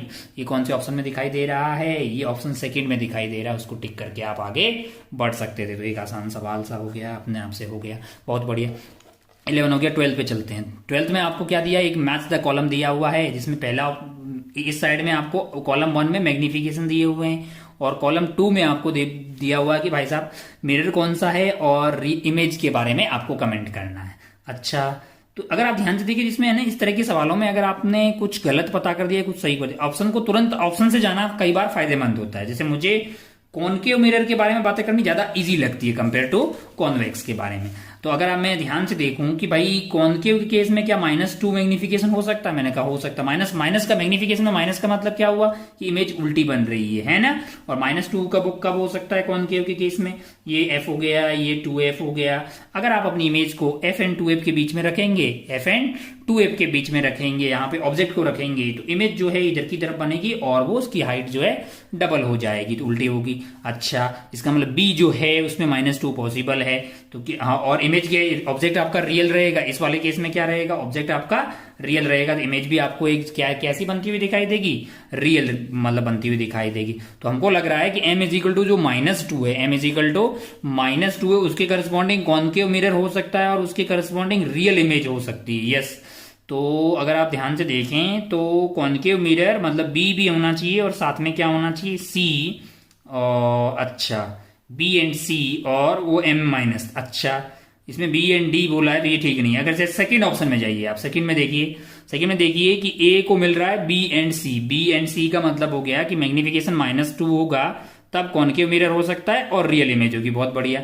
इसी में आगे देखते हैं कि बहुत बढ़िया भाई साहब, इसका पहला ए तो अच्छा हो गया। बी पे चलते हैं। अब बी में देखिए कि -12 लिखा हुआ, -12 का मतलब इमेज जो है वो उल्टी बन रही है लेकिन छोटी बन रही है। ऐसा होता है, कहां होता है जरा ध्यान से देखें। 2f से इस साइड में कॉनकेव मिरर में अगर आप 2f के इस साइड में ऑब्जेक्ट है तो आपकी इमेज जो है 2f और f के बीच में बनती है, इन्वर्टेड बनती है। ऑब्जेक्ट अगर 2f से इधर की इन्फिनिटी के बीच में रखते हैं तो इमेज जो है वो 2f से f के बीच में बनती है। और कैसी बनती है, इन्वर्टेड बनती है और स्मॉलर साइज की बनती है। तो m उस वाले केस में नेगेटिव आएगा और मतलब 1 से कम आएगा। तो अच्छा, ये भी, लेकिन इमेज आप और इमेज जो है वो रियल होगी। तो अगर आप ध्यान से देखें तो बी ऑप्शन में आपको मतलब बी में बी एंड सी यानी कॉनकेव और रियल इमेज है, ये भी बात सही है। तो ये भी बात ठीक लगी। सी पे चलते हैं। सी में +2 है। अच्छा, अगर मैं कॉनकेव मिरर की बात करूं, कॉनकेव मिरर में प्लस कब हो सकता है, मैं कहा कॉनकेव में प्लस तभी हो सकता है भाई साहब जब आप ऑब्जेक्ट को यहां रख दो, कहां पे, f एंड 2f के बीच में। इमेज जो है पीछे की तरफ बनेगी, हालांकि वर्चुअल इमेज बनेगी लेकिन अपने को +2 मिल जाएगा। तो अगर आप सी में जाएं, जैसे हाँ सी में, तो बोल रहा है बी एंड डी, बी यानी कि कॉनकेव मिरर पॉसिबल है लेकिन इमेज आपकी कैसी होगी, वर्चुअल इमेज होगी। मुझे इसकी सी वाली बात भी सही लगी। बहुत बढ़िया भाई साहब। अब मैंने कहा भाई साहब डी ऑप्शन चेक कर लेते हैं, अगर डी भी सही हुआ। डी में क्या बोल रहा है कि +12 मिल रहा है। क्या मिल रहा है, प्लस का हाफ मिल रहा है। अच्छा, डी में बी के डी वाले में बोल रहा है ए एंड डी से ये पॉसिबल है। ए एंड डी से, ए में क्या है, कॉन्वेक्स मिरर। कैसा मिरर है, कॉन्वेक्स मिरर बिल्कुल उसमें मिल सकता है भाई, प्लस आपका मतलब स्मॉलर इमेज बनेगी। और तो अपना ऑप्शन सही कौन सा हो जाएगा, मतलब स्मॉलर इमेज बने और सेम साइड में बने, तो ऐसा ऐसा हो सकता है। ऑब्जेक्ट यहाँ पे रखी, इमेज इधर की इधर बन जाएगी और आपको जो है फिर इस वाले और वो, लेकिन वो इमेज कैसी होगी रियल ऑब्जेक्ट की, वर्चुअल इमेज होगी। तो ऑप्शन कौन सा जाता हुआ दिखाई दे रहा है, सेकंड जाता हुआ दिखाई देगा। खैर इसमें थोड़ा सा आपको मेहनत करनी थी, मतलब आपको केसेस यहाँ पे देखने थे। चलिए आगे को कि एस्ट्रोनॉमिकल टेलीस्कोप है जिसका ऑब्जेक्टिव जो है एंड आईपीस का फोकल लेंथ दिया हुआ। अच्छा मान लीजिए कि ये आपने ऑब्जेक्टिव बना दिया, ये आपने क्या बना दिया, आईपीस बना दिया। इसका एफओ आपको दिया हुआ है, इसका एफओ कितना दिया हुआ है जरा ध्यान से देखें। इसका एफओ आपको दिया हुआ है, इसका एफओ दिया हुआ है 40 सेंटीमीटर और एफ ऑफ ई दिया हुआ है आपको 4 सेंटीमीटर। अच्छा, और एक ऑब्जेक्ट है जिसको यहाँ पे देखा जा रहा है, उसकी दूरी कितनी दी हुई है, उसकी यहाँ पे दूरी दी हुई है 200 सेंटीमीटर। ऑब्जेक्ट यहाँ से कितना दूर है, 200 सेंटीमीटर की दूरी पे है। अच्छा, और आपसे बोला है कि इसको देखने के लिए मतलब जो है सेपरेशन बिटवीन द लेंसेज, यानी कि ये एल पूछा है, स्टाइल मार के क्या पूछा है, एल। और अपन तो समझदार हैं कि एल की वैल्यू तो हमारे लिए, एल की वैल्यू हमारे लिए क्या हो जाएगी, अगर यहाँ पे ऑब्जेक्ट रखा हुआ तो इसकी इमेज कहीं यहाँ पे बनेगी और ये हमारे लिए वीओ हो जाएगा। क्या बोलते हो, ये हमारे लिए वीओ हो जाएगा। और ये जो भी इमेज बनेगी, ये जो भी इमेज बनेगी वो इसके कहाँ बननी चाहिए, फोकस पे, यानी कि यहाँ पे एफ ई होना चाहिए। तो ये वाली दूरी की किसके बराबर होगी, एफ ई के बराबर। तो अगर आप ध्यान से देखें तो अपन पहले जानते भी हैं कि एल की वैल्यू आती है हमारे पास वीओ प्लस एफ ई, मतलब सबको मोड के साथ रखना होता है। तो ये अपन पहले ही बातें कर चुके हैं, बहुत बढ़िया भाई साहब। अगर एफ ई अगर आप ध्यान से देखें तो ये तो 4 सेंटीमीटर दिया ही हुआ है, ये क्या दिया हुआ है, 4 सेंटीमीटर आपको ऑलरेडी दिया हुआ है। आपको क्या चाहिए, वीओ चाहिए। वीओ कहां से मिलेगा, मैंने कहा पहले ऑब्जेक्टिव लेंस से मिल जाएगा, क्योंकि आपको यूओ पता है, यूओ की कितना पता है, यूओ की वैल्यू आपको पता है कि कितनी है, -200 सेंटीमीटर। और आपको एफओ पता है तो वीओ चाहिए, तो वी इज इक्वल टू हो जाएगा यहाँ पे U F you plus F है ना, लेंस के केस में।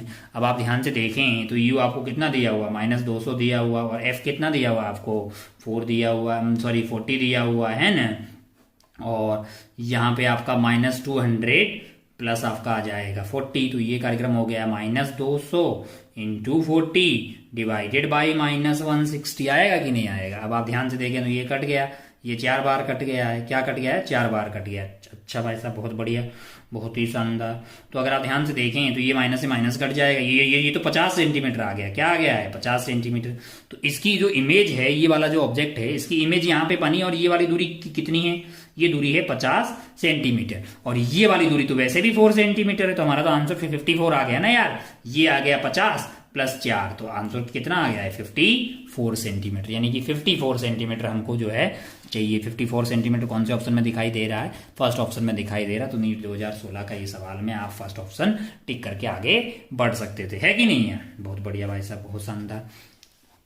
अब आप बोलेंगे साहब ये जो है आपने मतलब जो है आपको सवाल में क्या पूछा है कि the lenses must be separated, मतलब मिनिमम लेंथ इतनी होनी ही चाहिए। अगर आप दूसरा वाला केस लेंगे तो उस वाले केस में लेंथ इससे ज्यादा आएगी मान, है ना। तो अपन ने कौन सा दिया है, रिलैक्स आई वाला केस, और इस वाले केस में अपने को कितनी जरूरत पड़ रही है, 54। तो अगर आप 54 से कम तो फिर पॉसिबल नहीं है, मिनिमम लेंथ आपको क्या चाहिए होगी, 54 चाहिए होगी। ये टेक करके आगे बढ़ सकते थे।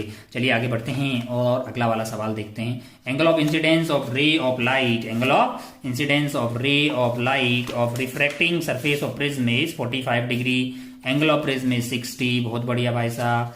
एंड इफ द रे suffers minimum deviation through the prism, angle of minimum deviation and refractive index of material आपसे पूछा हुआ है। पहले आप एक बार सवाल को देख लीजिए पॉज मार के, ताकि आपको जो है सवाल समझ में आ जाए सवाल को। एंगल ऑफ इंसिडेंस ऑफ रे of light of refracting surface of prism is 45 degree, यानी रे जो है एक प्रिज्म बना दिया हमने यहाँ पे भन्नाट, इससे जो रे आके टकरा रही है उसका जो एंगल ऑफ इंसिडेंस है वो कितना है, 45 degree. The angle of prism is 60 degree, यानी कि ये जो ए है वो आपका कितना है, 60 डिग्री है। अच्छा, मिनिमम डेविएशन की बातें कर रही है, तो ये रे इधर जाएगी, इधर का कट लेगी, आई और आर क्या हो जाएंगे, बराबर हो जाएंगे, यानी ये की कितना हो जाएगा, 45 डिग्री। ये क्या हो जाएगा, 45 डिग्री। ये आई है आपका और ये आपका ई हो जाएगा। बहुत बढ़िया भाई साहब, ओहो। और डेविएशन की बात करेंगे तो डेविएशन हो जाएगा आई प्लस ई माइनस ए, यानी कि 45 प्लस 45 माइनस -60 तो ये 90 -60 आप कर दीजिएगा तो आपका आंसर कितना आ गया 30 डिग्री। और अगर यहाँ बात करें तो अपन सेंस बोल देंगे क्लॉकवाइज सेंस में आपका आंसर आ गया है कि कितना 90 -30 यानी कि 90 -60 यानी कि 30 क्लॉकवाइज। और क्या पूछा है आपको, और आपको क्या पूछा है, म्यू म्यू पूछा है ना भाई। म्यू के लिए स्नेल्स लॉ लगा दो, म्यू के लिए यहाँ पे स्नेल्स लॉ लगा दो आप आराम से। अब आप ध्यान से देखें यहाँ पे तो 1 into sign 45 degree 1/√2 that is mu into sign R1। अब आप ध्यान से देखें तो R1 ये वाला होगा और R1 प्लस R2 की वैल्यू A होती है तो वो 60 हो जाएगा। मिनिमम डेविएशन के लिए R1 और R2 बराबर होते हैं ना, तो यहाँ से R1 इजिकल टू R2 कितना आ जाएगा 30 डिग्री आएगा कि नहीं आएगा, आएगा भाई साहब। तो ये 1/√2 that is equal to mu into sine 30 यानी 1/2 हो जाएगा। तो म्यू की वैल्यू क्या आ जाएगी 2/√2 है, इसकी वैल्यू कितनी आ गई √2।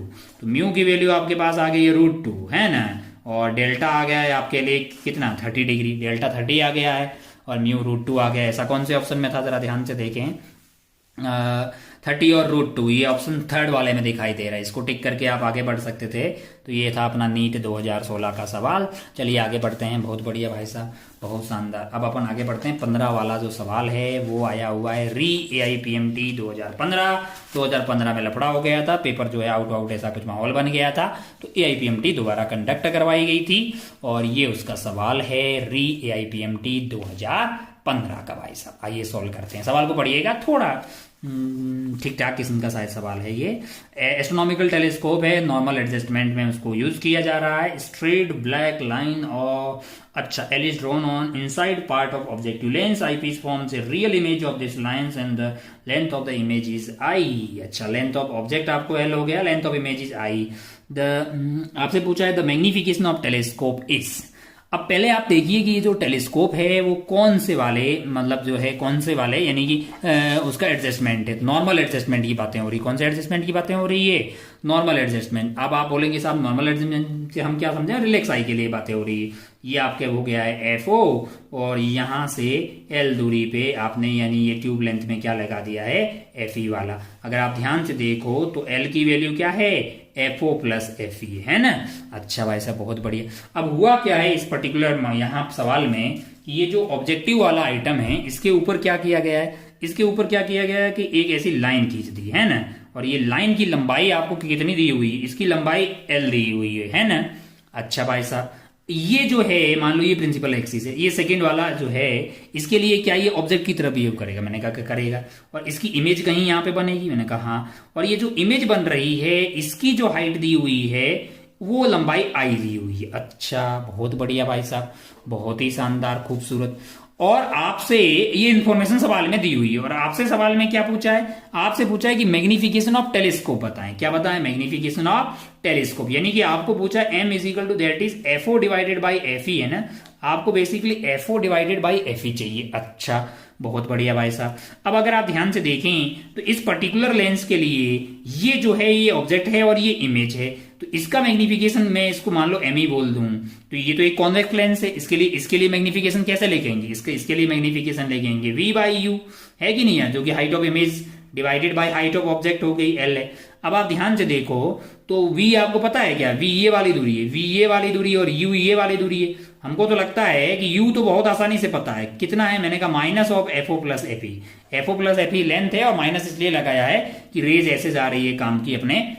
अच्छा भाई साहब, अच्छा V/U को F की टर्म में वैसे अपन लिख सकते हैं 1/V माइनस 1/U क्या होता है हमारे लिए 1/F होता है, तो यहां से 1/V को अपन लिख सकते हैं 1/U प्लस 1/F। एलसीएम ले लीजिए तो ऊपर आ जाएगा U प्लस F और नीचे जो है वो UF आ जाएगा। अब आप U को इधर खींच के लाइए तो U बटा V is equal to U plus F divided by F आ गया है ना। उल्टा कर दीजिए तो V/U क्या आ गया है F upon U plus F है ना। और अपने को V/U चाहिए ना भाई साहब, यहाँ पे उसको क्या F की टर्म में ऐसा भी लिखा जा सकता है F upon U plus F है। अच्छा, और that is equal to I बटा L है कि नहीं यार। अब आप ध्यान से देखिए कि V/U को मैं क्या लिख सकता हूँ F upon U plus F है, तो ध्यान से देखो F कौन सा वाला FE हो जाएगा।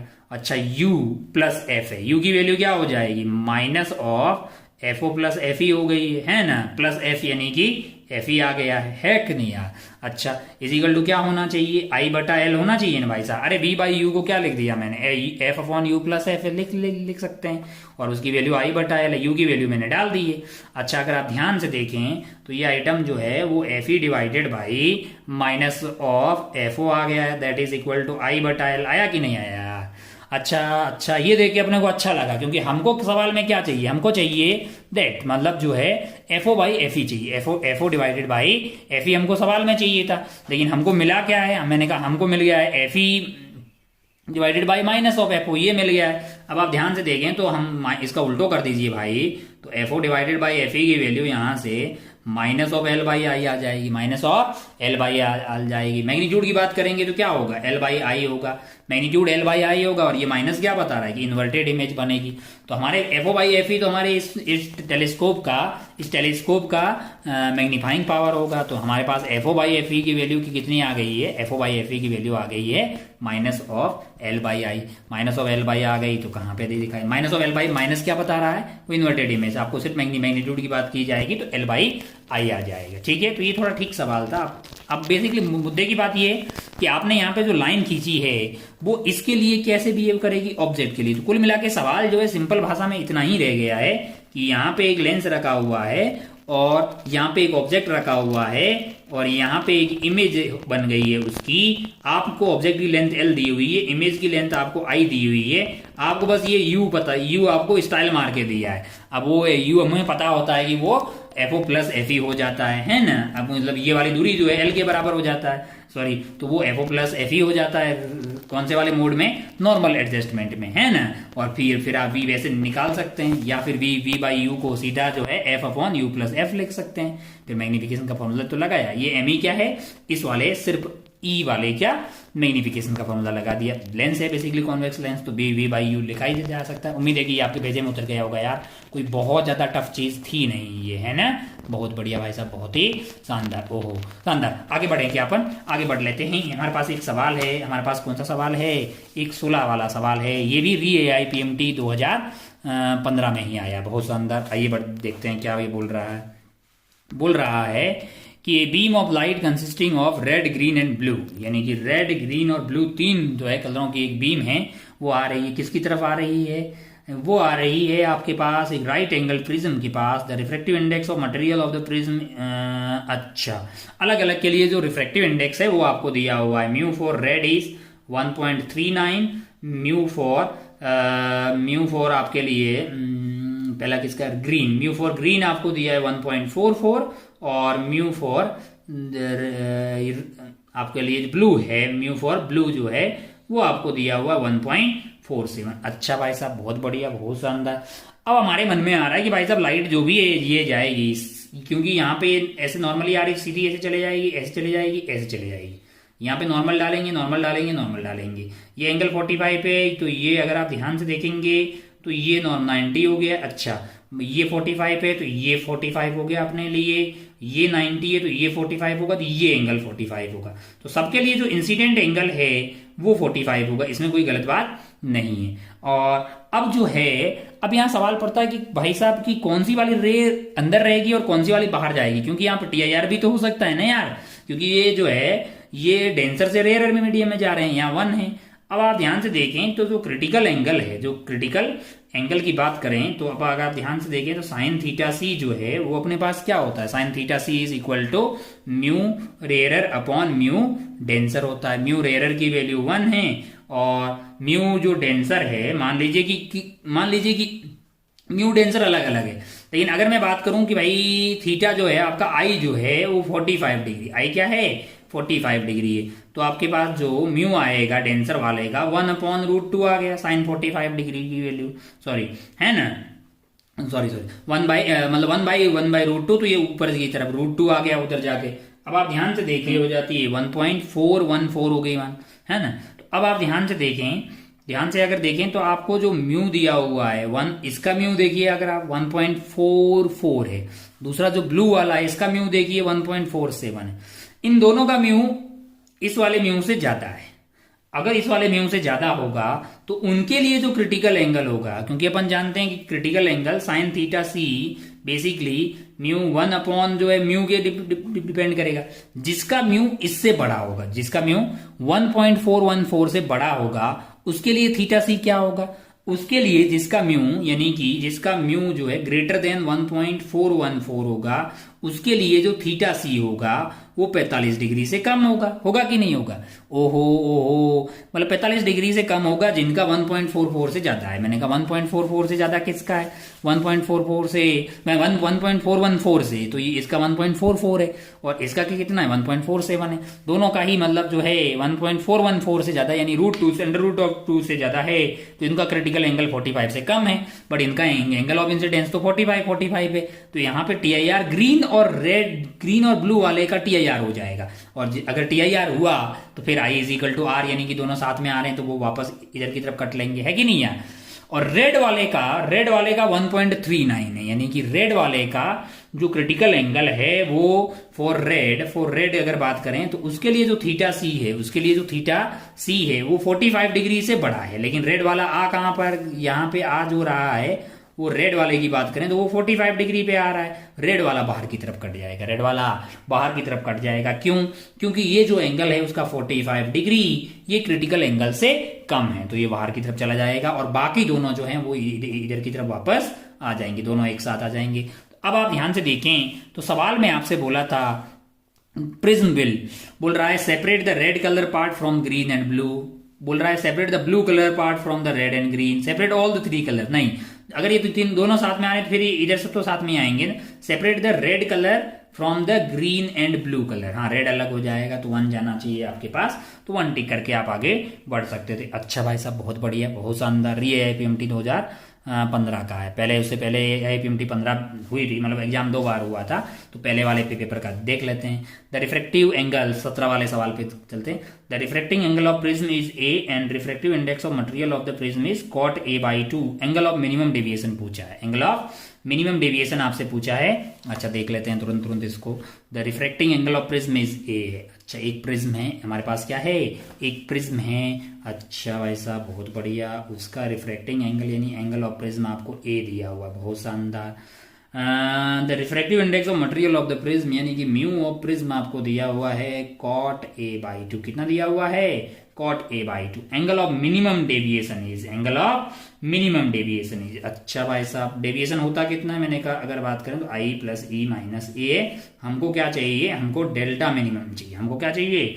डेल्टा मिनिमम चाहिए। और जब डेल्टा मिनिमम होता है तो I = किसके बराबर हो जाता है? I = E हो जाता है। बहुत बढ़िया भाई साहब, बहुत ही शानदार। अब अगर आप ध्यान से देखें, मान लो कि लाइट ऐसे आई, ये एंगल पे ऐसे चली जाएगी, ये आपका हो गया I, ये आपका हो गया E, और दोनों होंगे बराबर, और ये R1 हो जाएगा, ये R2 हो जाएगा। डेल्टा मिनिमम के केस में R1 = R2 = A/2 आ जाएगा। R1 = R2 = A/2। अब आप यहाँ पे स्नेल्स लॉ लगाते हैं, 1 × sin I, है ना?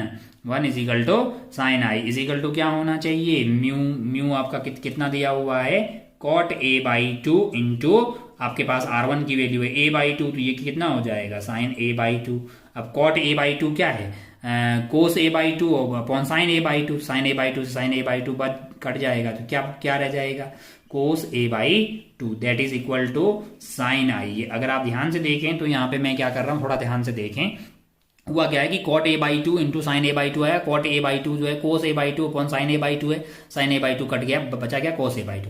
मैं क्या कर रहा हूं, इसको लिख रहा हूं sin 90 - A/2, है कि नहीं है? 90 - A/2। कुछ लोग बोलोगे भाई साहब प्लस में भी तो लिख सकते थे। मैंने कहा हाँ भाई, ऐसा भी तो लिख सकते थे। sin 90 प्लस भी तो वो आपके लिए क्या हो जाता, मतलब जो है वो आपके लिए A/2 होता भाई। वो भी बड़ी कोस, साइन जो है 90 + थीटा भी कोस होता है और साइन 90 - थीटा भी कोस होता है। लेकिन अगर आप 90 प्लस लिखते तो आपके पास I की वैल्यू 90 से बढ़ जाती, जो कि पॉसिबल नहीं है, इसलिए आपको 90 - A/2 लिखा है। तो I की वैल्यू आपके पास कितनी आ गई?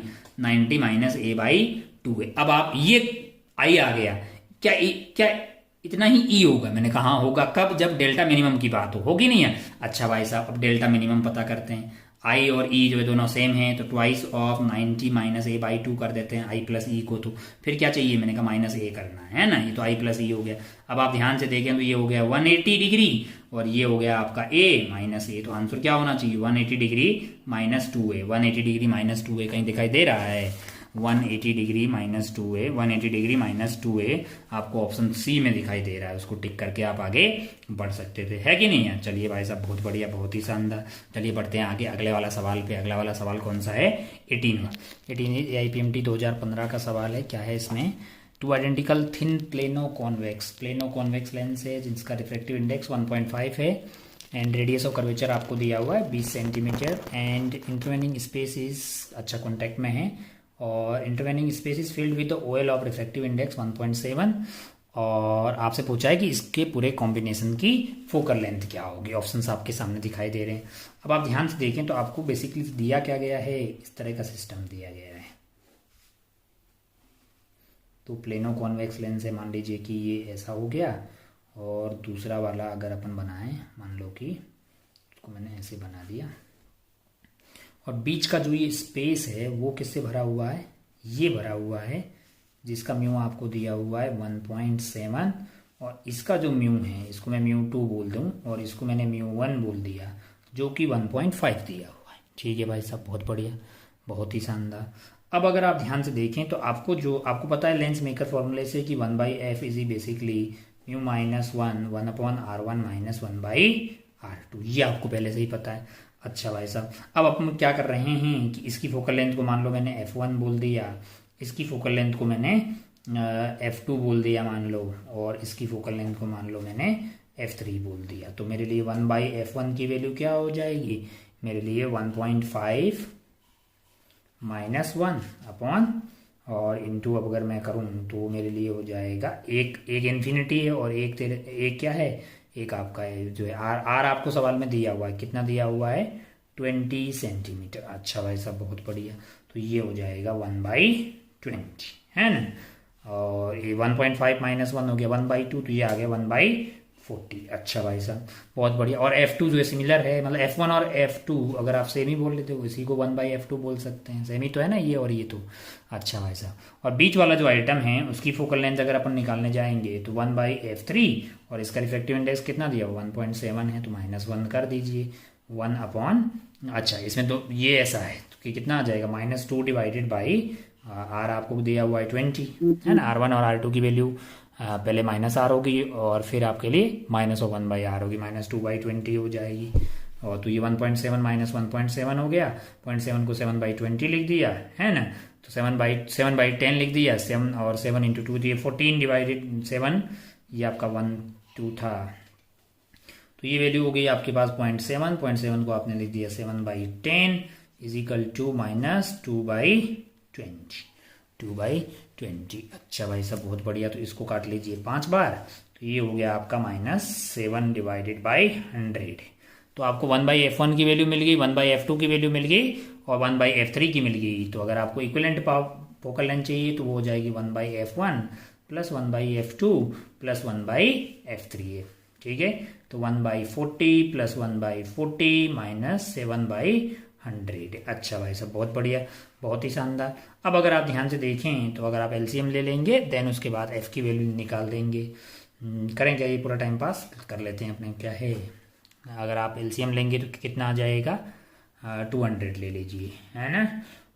ये चला गया अपना जो है 5 बार, यानी कि 5 प्लस 5 और ये आपका हो गया है 14 है ना, तो ये आपका कितना हो गया -4 डिवाइडेड बाई 200 यानी -1/50 आ गया।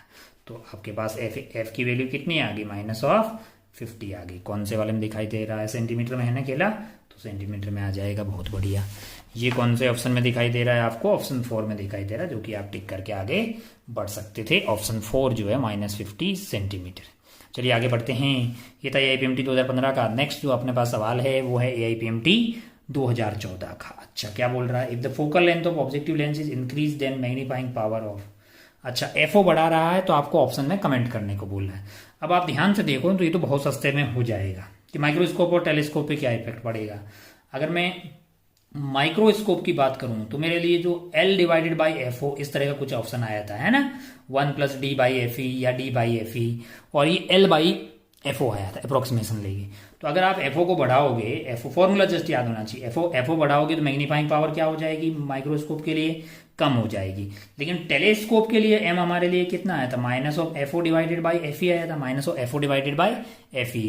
अब अगर आप एफओ बढ़ाएंगे तो मैग्नीफाइंग पावर क्या होगी, बढ़ जाएगी, है कि नहीं है। तो ये तो बहुत इजी है। माइक्रोस्कोप के लिए डिक्रीज होगा और टेलीस्कोप के लिए इंक्रीज होगा। माइक्रोस्कोप के लिए डिक्रीज एंड टेलीस्कोप के लिए इंक्रीज, यानी कि आप फोर्थ ऑप्शन के साथ आगे बढ़ सकते थे, है ना। चलिए भाई साहब आगे बढ़ते हैं। अगला सवाल है 20, the angle of prism, angle of prism is a, angle of prism is a, one of its reflecting surface is silvered. एक साइड को उसने क्या कर दिया है, सिल्वरिंग कर दी भाई साहब, बहुत बढ़िया। Light rays falling at the angle of incidence 2A on the first surface return back, अच्छा, returns back through the same path after suffering reflection at the silvered surface, refractive index mu, then the, वो बताना है। बहुत बढ़िया भाई साहब, सवाल को आप पढ़ो, आपसे हो जाएगा, गारंटीड है। एंगल ऑफ प्रिज्म आपको दिया हुआ है ए, एंगल ऑफ प्रिज्म आपको क्या दिया हुआ है, ए दिया हुआ है। अच्छा भाई साहब बहुत बढ़िया। और ये हो गया आपके पास, और ए साइड को मान लो आपने क्या कर दिया है, सिल्वरिंग कर दिया। इधर से रे आई, इधर से रे, मतलब इसका और बोल क्या रहा है आपको कि लाइट रे falling at the angle of incidence 2A on the first surface return back through the same path, same path. मान लो इधर से रे आई, ऐसे गई होगी, और इससे जब टकराई होगी तो ये 90 डिग्री का एंगल बना होगा, तभी वो क्या होगी, वापस कट ली होगी, ऐसे गई तो वापस आई। ये 90 होगा तो ये कितना होगा, ये 90 माइनस ए हो जाएगा। ये क्या हो जाएगा, 90 माइनस ए। तो ये एंगल की कितना आ गया, ए, और मान लीजिए कि ये वाला एंगल कितना था, आई था। तो 1 into sine I must be equal to mu prism into sine R की वैल्यू ए हो गई। ये म्यू प्रिज्म आपको कुछ दिया है क्या, लाइट रे falling on angle of incidence 2A, angle of incidence कितना दिया हुआ है, 2A दिया हुआ है। इसका मतलब 1 into sine 2A, 1 into sine 2A must be equal to mu prism into sine A. पूछा क्या है आपको सवाल में, रिफ्रेक्टिव इंडेक्स ऑफ प्रिज्म पूछा है। क्या पूछा है, रिफ्रेक्टिव इंडेक्स ऑफ प्रिज्म, यानी म्यू प्रिज्म आपके लिए क्या हो जाएगा, sine 2A divided by sine A, है ना। साइन 2A को अपन क्या लिख सकते हैं, 2 sine A cos A divided by sine A. तो ए से ए कट गया, साइन ए से, आंसर क्या आया है, 2 कोस ए। 2 कोस ए कहीं दिखाई दे रहा है, बिल्कुल वो दिखाई दे रहा है सेकेंड ऑप्शन में। इसको टिक करके आप आगे बढ़ सकते थे भाई साहब। ये था 20वां सवाल हमारे लिए। आगे बढ़ते हैं 21वें सवाल की। चलिए 21 देखते हैं। 21 क्या है, a plano convex lens fits exactly into plano concave lens. अच्छा, there plane surface are parallel to each other. अच्छा, if the lenses are made of different material, reflective index उनका कितना दिया हुआ, μ1 एंड μ2। प्लेनो कॉन्वेक्स लेंस है जो plano concave lens के अंदर फिट हो जा रहा है। बहुत बढ़िया भाई साहब, बहुत ही शानदार। तो आइए फोटो बनाते हैं और खेला शुरू करते हैं। बहुत ही आसान है ये तो, आप सवाल को पढ़ लीजिए। और दोनों का रिफ्लेक्टिव इंडेक्स μ1 एंड μ2 दिया हुआ है, आर उनका रेडियस ऑफ कर्वेचर दिया हुआ है, और आपको जो है कॉम्बिनेशन की क्या निकालनी है, फोकल लेंथ ऑफ कॉम्बिनेशन जो है इसकी निकालनी। और ये आपको पूछा गया नीट 2013 में। बहुत बढ़िया भाई साहब, बहुत ही शानदार। अगर क्या यहाँ दिखाई दे रहा है, बिल्कुल दिखाई दे रहा है। तो ये अपने को जो कॉम्बिनेशन दिया वो कुछ इस तरह का, ये आपका हो गया प्लेनो कॉन्वेक्स, और वो फिट की किस में हो रहा है, प्लेनो कॉनकेव के अंदर। और मान लो कि इधर से लाइट आ रही है, क्या आ रही है, लाइट आ रही है, और इसका रिफ्लेक्टिव इंडेक्स आपको दिया हुआ है μ1, और इसका रिफ्लेक्टिव इंडेक्स क्या दिया हुआ है, μ2 दिया हुआ है। अच्छा भाई साहब बहुत बढ़िया। और आपको पूछा है कि 1/f यानी इक्विवेलेंट निकालना है, जो कि होगी 1/f1 प्लस 1/f2, है ना। तो 1/f इक्विवेलेंट आपको पता करना है। और 1/f1 को अपन क्या लिख सकते हैं, पहले वाले के लिए लिखिए μ1 है -1, और r1 की वैल्यू आपके लिए इन्फिनिटी हो गई, तो 1/∞ हो गई। और R2 आपको कितना दिया हुआ, R दिया हुआ है, लेकिन विद साइन रखेंगे तो माइनस R आ जाएगा।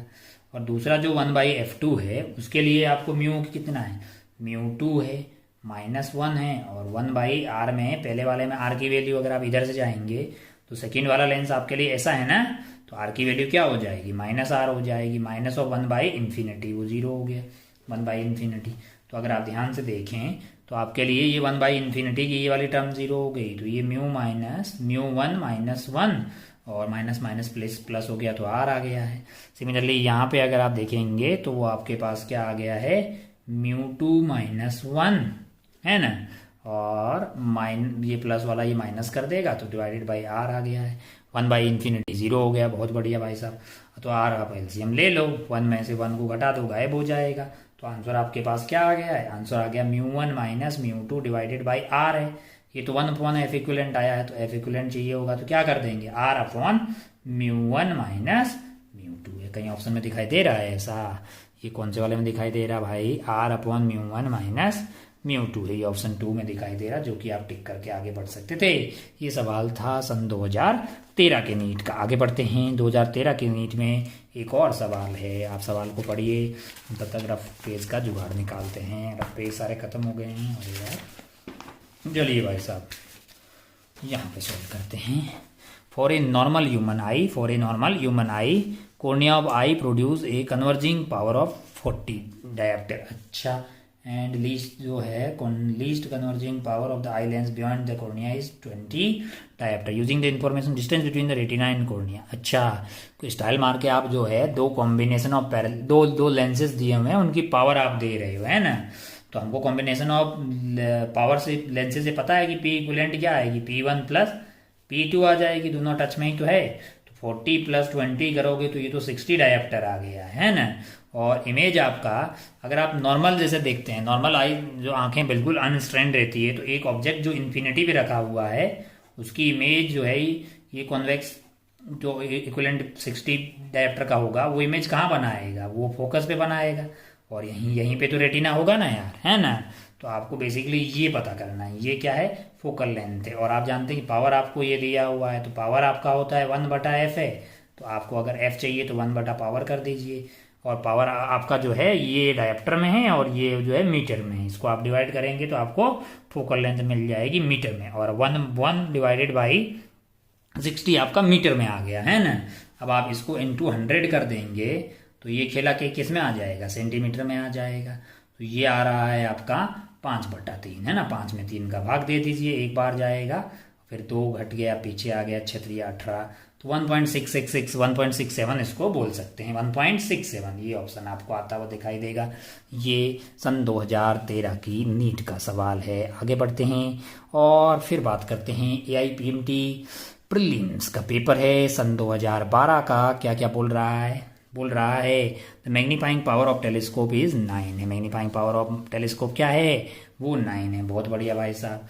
When it is adjusted for parallel rays, the distance between the object and eyepiece is raised to focal length of lenses is। कुछ नहीं बोला है तो कौन सा भाई साहब? रिलैक्स वाला माहौल है।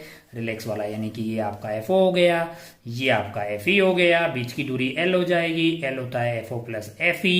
ओहो, ये तो 20 सेंटीमीटर दिया हुआ है। और क्या दिया हुआ है? मैंने कहा मैग्नीफाइंग पावर दिया है, जो कि होता है FO बाई FE, माइनस होता है लेकिन आपको सही मतलब प्लस दिया है, इसका मतलब सिर्फ मैग्नीट्यूड दिया है, यानी 9 हो गया। क्या निकालना है? फोकल लेंथ ऑफ लेंसेज निकालनी है। यहाँ से FO की वैल्यू क्या आ गई? 9 FE आ गई।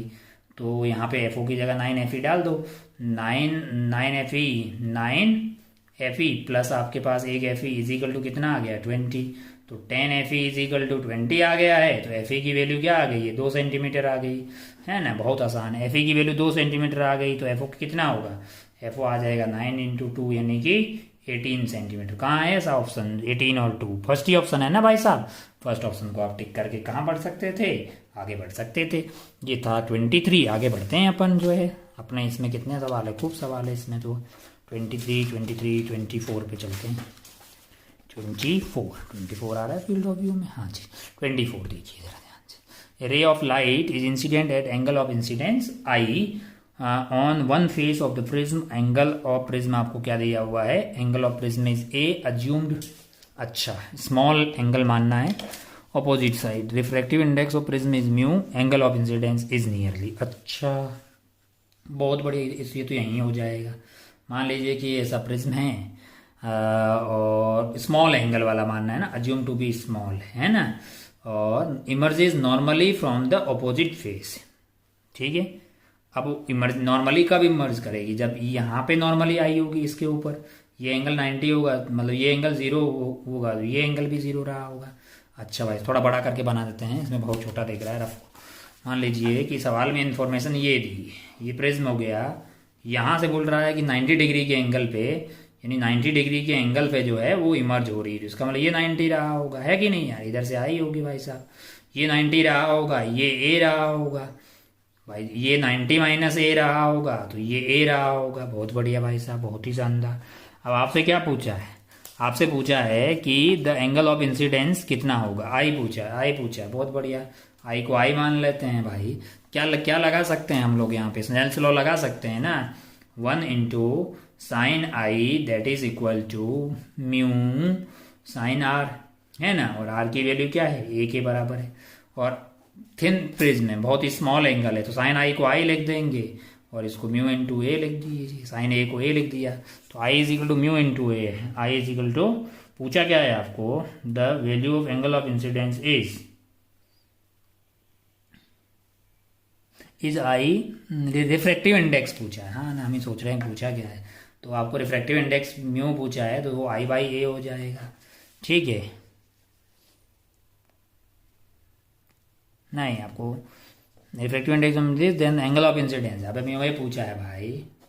ये हो गया आपका म्यू ए, आई ही पूछा है। ठीक है, चलिए आगे बढ़ते हैं। आगे क्या पूछा है? 25 पे चलते हैं, बहुत आसान था वो, नींद से आ रहा पता नहीं क्यों। आगे वाले में क्या पूछा है? एक concave mirror of focal length f1 is placed at distance d from the convex lens of focal length f2। अच्छा, ये कॉन्वेक्स लेंस है भाई, उसकी फोकल लेंथ f2 है। उससे क्या होगा कि d दूरी पे ये कॉन्केव मिरर है जिसका फोकल लेंथ f1 है, d दूरी पे रखा हुआ है कॉन्वेक्स लेंस से। अच्छा भाई साहब, बहुत बढ़िया, बहुत शानदार। ओ हो हो, a beam of light coming from infinity falling on the convex lens combination return back to infinity. अच्छा, रिट्रेस कर जा रही है अपने पाथ को। तो यहाँ पे मान लीजिए ये कॉन्वेक्स है और यहाँ पे क्या रखा हुआ है? कॉन्केव मिरर रखा हुआ। पाथ को रिट्रेस किया है तो हमको लगता है कि भाई यहाँ से रेज आई होगी ऐसे ड्रर, है ना। दो तरीके से रिट्रेस कर सकता है। यहाँ पहला केस देखते हैं, यहाँ से गई और यहाँ से गई होगी और ये बेसिकली क्या रहा होगा? इसका सेंटर रहा हो। दूसरा वाला केस और भी हो सकता है, पहले वाले की बात करते हैं। तो ये वाली दूरी तो एफओ हो जाएगी, ये क्या हो जाएगी? एफओ। और ये जो है मतलब जो है ये जो भी लेंस है, लेंस की फोकल लेंथ कितना दिया है भाई? उनकी मिरर की focal length M plus distance D है, तो डी ये वाला दूरी हो गया। और कौन? ये F2 है, तो ये F2 दिया हुआ भाई, F2। और इसकी फोकल लेंथ F1 दिया हुआ, तो सेंटर तक की दूरी की कितनी हो जाएगी? 2F1। तो D की वैल्यू तो हमारे लिए 2F1 प्लस F2 आ गई। एक तो ये पहला केस हो गया। और भी केस हो सकता है, कैसे कि ये जो लाइट है वो जाके कहाँ टकरा जाए? इसके पोल पे टकरा जाए, ऐसा है ना। वो यहाँ से पोल से टकराएगी तो ऐसे आ जाएगी, इधर से जाएगी तो ऐसे कट लेगी। लेकिन उस वाले केस में ये वाली दूरी की कितनी हो जाएगी? ये F2 के बराबर ही रहेगी, मतलब इसकी। ऐसा कोई ऑप्शन है F2 वाला? अकेले F2 वाला कोई ऑप्शन नहीं है अकेले। तो हमारे पास कौन सा ऑप्शन बचा? पहला वाला, यानी कि D is equal 2F1 plus F2। कौन से वाले ऑप्शन में दिखाई दे रहा है? D is equal 2F1 plus F2। D is equal 2F1 plus F2 जो है वो पहले वाले ऑप्शन में ही है। तो D is equal 2F1 plus F2 आपका फर्स्ट ऑप्शन हो गया। चलिए आगे बढ़ते हैं। कब का है? AIPMT prelims 2012। क्या बोल रहा है कि when A by convex lens of glass having refractive index 1.47, यानी कि अपने पास एक बाई कॉन्वेक्स लेंस है जिसका म्यू आपको कितना दिया हुआ है सवाल में? 1.47। अच्छा भाई साहब, बहुत बढ़िया। इस डिप्ट इन द लिक्विड है, act as a plane mirror है ग्लास। अच्छा, प्लेन ग्लास का सीट की तरह बिहेव कर रहा है। This implies that the liquid must have refractive index. तो बहुत ही ज्यादा आतू किस्म का सवाल है कि अगर हम जानते हैं कि इसके आसपास का सराउंडिंग मीडियम का रिफ्रैक्टिव इंडेक्स इससे कम हो, यानी कि ये म्यू ऑफ लेंस हो गया और म्यू ऑफ सराउंडिंग। अगर म्यू ऑफ सराउंडिंग, खैर ये तो सवाल बहुत ही आसान हो गया। म्यू ऑफ सराउंडिंग अगर म्यू ऑफ लेंस से कम हो तब ये कन्वर्जिंग लेंस की तरह बिहेव करता है। और अगर म्यू ऑफ सराउंडिंग ज्यादा हो म्यू ऑफ लेंस इस पर्टिकुलर केस में, तो ये डाइवर्जिंग की तरह बिहेव करता है। और अगर mu of surrounding mu of lens के बराबर हो गया तब तो ये प्लेन सीट की तरह बिहेव करेगा, है कि नहीं है? इसका मतलब म्यू ऑफ सराउंडिंग और म्यू ऑफ जो लेंस है वो क्या है? सेम है। कौन सा आंसर हो जाना चाहिए फिर अपना? Equal to that of glass है, ये आपका आंसर हो जाना चाहिए, है ना। तो बहुत ही आसान सवाल था ये 2012 का प्रीलिम्स का। खैर आगे बढ़ते हैं मेंस की तरफ। AIPMT 2012 का। For the angle of minimum deviation of the prism be equal to the refracting angle. जहां जहां रिफ्रैक्टिंग, मतलब ये जो रिफ्रैक्टिंग एंगल का मतलब एंगल ऑफ प्रिज्म है, दैट प्रिज्म मस्ट है made of material whose refractive index is. अच्छा भाई साहब, बहुत बढ़िया। ये अपना हो गया 27। क्या बोल रहा है कि एक प्रिज्म है जिसका एंगल ऑफ रिफ्रैक्शन या फिर एंगल ऑफ प्रिज्म जो है ए है। डेल्टा मिनिमम की बातें हो रही है। डेल्टा अपने पास होता है I प्लस ई माइनस ए। जब डेल्टा मिनिमम होता है तो I इज इक्वल टू ई हो जाता है, R1 is equal to R2 A/2 हो जाता है। बहुत बढ़िया भाई साहब, बहुत ही शानदार। अब अगर आप ध्यान से देखें तो आपको बोला है कि angle of minimum for the angle of minimum deviation prism is equal to refracting angle, यानी डेल्टा मिनिमम आपको कितना दिया हुआ, डेल्टा मिनिमम आपको दिया हुआ है ए के बराबर दिया हुआ। अच्छा, डेल्टा मिनिमम तब आता है जब आई इज इक्वल टू ई हो जाए, तो आपको डेल्टा मिनिमम ए दिया हुआ है और आई और ई तो सेम है, तो आई लिख दिया मैंने, ए आ गया। यहां से क्या आ गया, 2i is equal to 2a आ गया। इसका मतलब आई की वैल्यू क्या होनी चाहिए, ए होनी चाहिए। इसका मतलब जो रे यहाँ पे आके इससे टकरा रही है वो आई की वैल्यू किसके बराबर होगी, ए के बराबर होगी। अच्छा भाई साहब, बहुत बढ़िया। अब आपको जो है इसके रिफ्रैक्टिव इंडेक्स के बारे में कमेंट करने का बोला गया है। चलिए यहाँ पे बात करते हैं। जैसे मान लो कि ये 1 हो गया, 1 इंटू साइन आई जो कि किसके बराबर है, ए के बराबर है। 1 इंटू साइन आई और आई की वैल्यू होगी ए अपने पास। स्लेंस लॉ लगा रहे हैं इन दोनों के बीच में, that is mu of prism into sine R. यहाँ पे अगर R1 की बात करें तो R1 अपने पास कितना हो गया है, R1 जो है a/2 हो जाएगा, तो ये a/2 हो गया। अब आप ध्यान से देखो तो साइन ए को आप लिख सकते हैं 2 साइन a/2 कोस a/2 है ना, और साइन a/2 को नीचे ले आइए यहाँ पे साइन a/2, तो ये a/2 कट जाएगा, है कि नहीं। ये म्यू ऑफ प्रिज्म आ जाएगा। म्यू ऑफ प्रिज्म अपने पास क्या रहा, म्यू ऑफ प्रिज्म आ गया अपने लिए 2। अब बचा कितना है, 2 कोस a/2 इतना बचा है। अच्छा भाई साहब, बहुत बढ़िया। अब अगर आप ध्यान से देखें तो आपको क्या करना है, आपको बेसिकली अब आप ध्यान से देखें तो आपने क्या किया, आई की वैल्यू ए की है ना, यहां से साबित हुआ। अब जो ये ए है, आई जो है, आई ए के बराबर है, और आई की जो वैल्यू है वो 0 से लेके 90 के बीच में ही पॉसिबल है, उससे ज्यादा पॉसिबल नहीं है, उससे ज्यादा पॉसिबल नहीं है। इसका मतलब अगर आप ध्यान से देखें तो ए जो है, आई इज इक्वल टू ए हो गया है, तो ए की मैक्सिमम और मिनिमम वैल्यू अब 0 से लेके, मतलब मिनिमम इसकी 0 हो गई और मैक्सिमम 90 हो गई, तो वही आपको म्यू बताएगा। अगर म्यू की मैक्स वैल्यू निकालनी है तो आपके लिए ये हो जाएगा 2 कोस, और ए को 0 डाल दीजिए, है ना, 0/2, तो ये आइटम 2 आ गया। और अगर मिनिमम चाहिए क्योंकि कोस डिक्रीजिंग है, 2 कोस और आप 90 डाल दोगे तो ये आपके पास कितना हो जाएगा, 90 डाल दोगे तो ये 45 हो जाएगा, कोस 45 डिग्री, जो कि हो जाएगा कितना, 2 इंटू 1/√2, तो ये वाली वैल्यू आ गई √2। तो अगर आप मैक्सिमम आपके पास 2 आ रही है, मिनिमम आपके पास √2 आ रही है, तो म्यू ऑफ प्रिज्म जो है वो √2 से लेके 2 के बीच में होगा, √2 से लेके 2 के बीच में होगा। कौन सा ऑप्शन जो है इस बात को सेटिस्फाई कर रहा है, लाइज बिटवीन 2 एंड √2, 2 एंड √2, ये वाला पॉइंट है, इसको टिक करके आप आगे बढ़ सकते थे। अच्छा भाई साहब, बहुत बढ़िया, बहुत शानदार। ओ हो। अब अगर आप ध्यान से देखें, नेक्स्ट अपना सवाल कौन सा है भाई साहब, 28 क्या बोल रहा है, a rod of length 10 centimeter lies along the principal axis of concave mirror of focal length 10 centimeter such a way that its end closer to the pole is 20 centimeter away from the mirror, the length of the images। कुल मिला के बात ये कर रहा है कि एक कॉन्केव मिरर है जिसकी एक्सिस पे एक रॉड रखी हुई है, रॉड का वो वाला पार्ट जो इसके क्लोजर है, यानी कि ये वाला मान लीजिए बी, इसकी दूरी यहाँ से कितनी दी हुई है, 20 सेंटीमीटर, और इसकी फोकल लेंथ आपको दी हुई है 10 सेंटीमीटर। आपको पूछा है length of the image is, length of image कितनी होगी, ये आपसे सवाल में पूछा है। अच्छा भाई साहब, बहुत बढ़िया।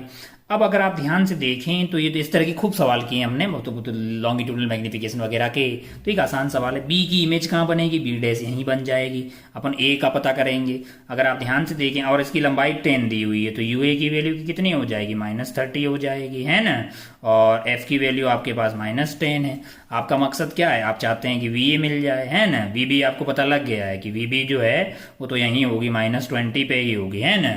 अच्छा भाई साहब, ये निकालने के लिए क्या करोगे, U F upon you minus F कर ही दोगे, है कि नहीं है। अब आप ध्यान से देखें तो आपके पास जो u है उसकी वैल्यू -30 हो गई, इंटू -10 है, -30 प्लस का 10 आ गया, तो ऊपर आ गया है 30 इंटू 10, नीचे आपके पास आ गया है -20, तो ये कट गया, कितना आंसर आ रहा है, -15 आ रहा है। इसका क्या मतलब है, इसका मतलब ये है कि इसकी इमेज जो है वो कहाँ बन रही है, यहाँ पे कहीं बन रही है, ए डैश, और ये वाली दूरी की कितनी है, 15 है, हाँ, और यहाँ से लेके यहाँ तक की टोटल के कितनी है 20 है।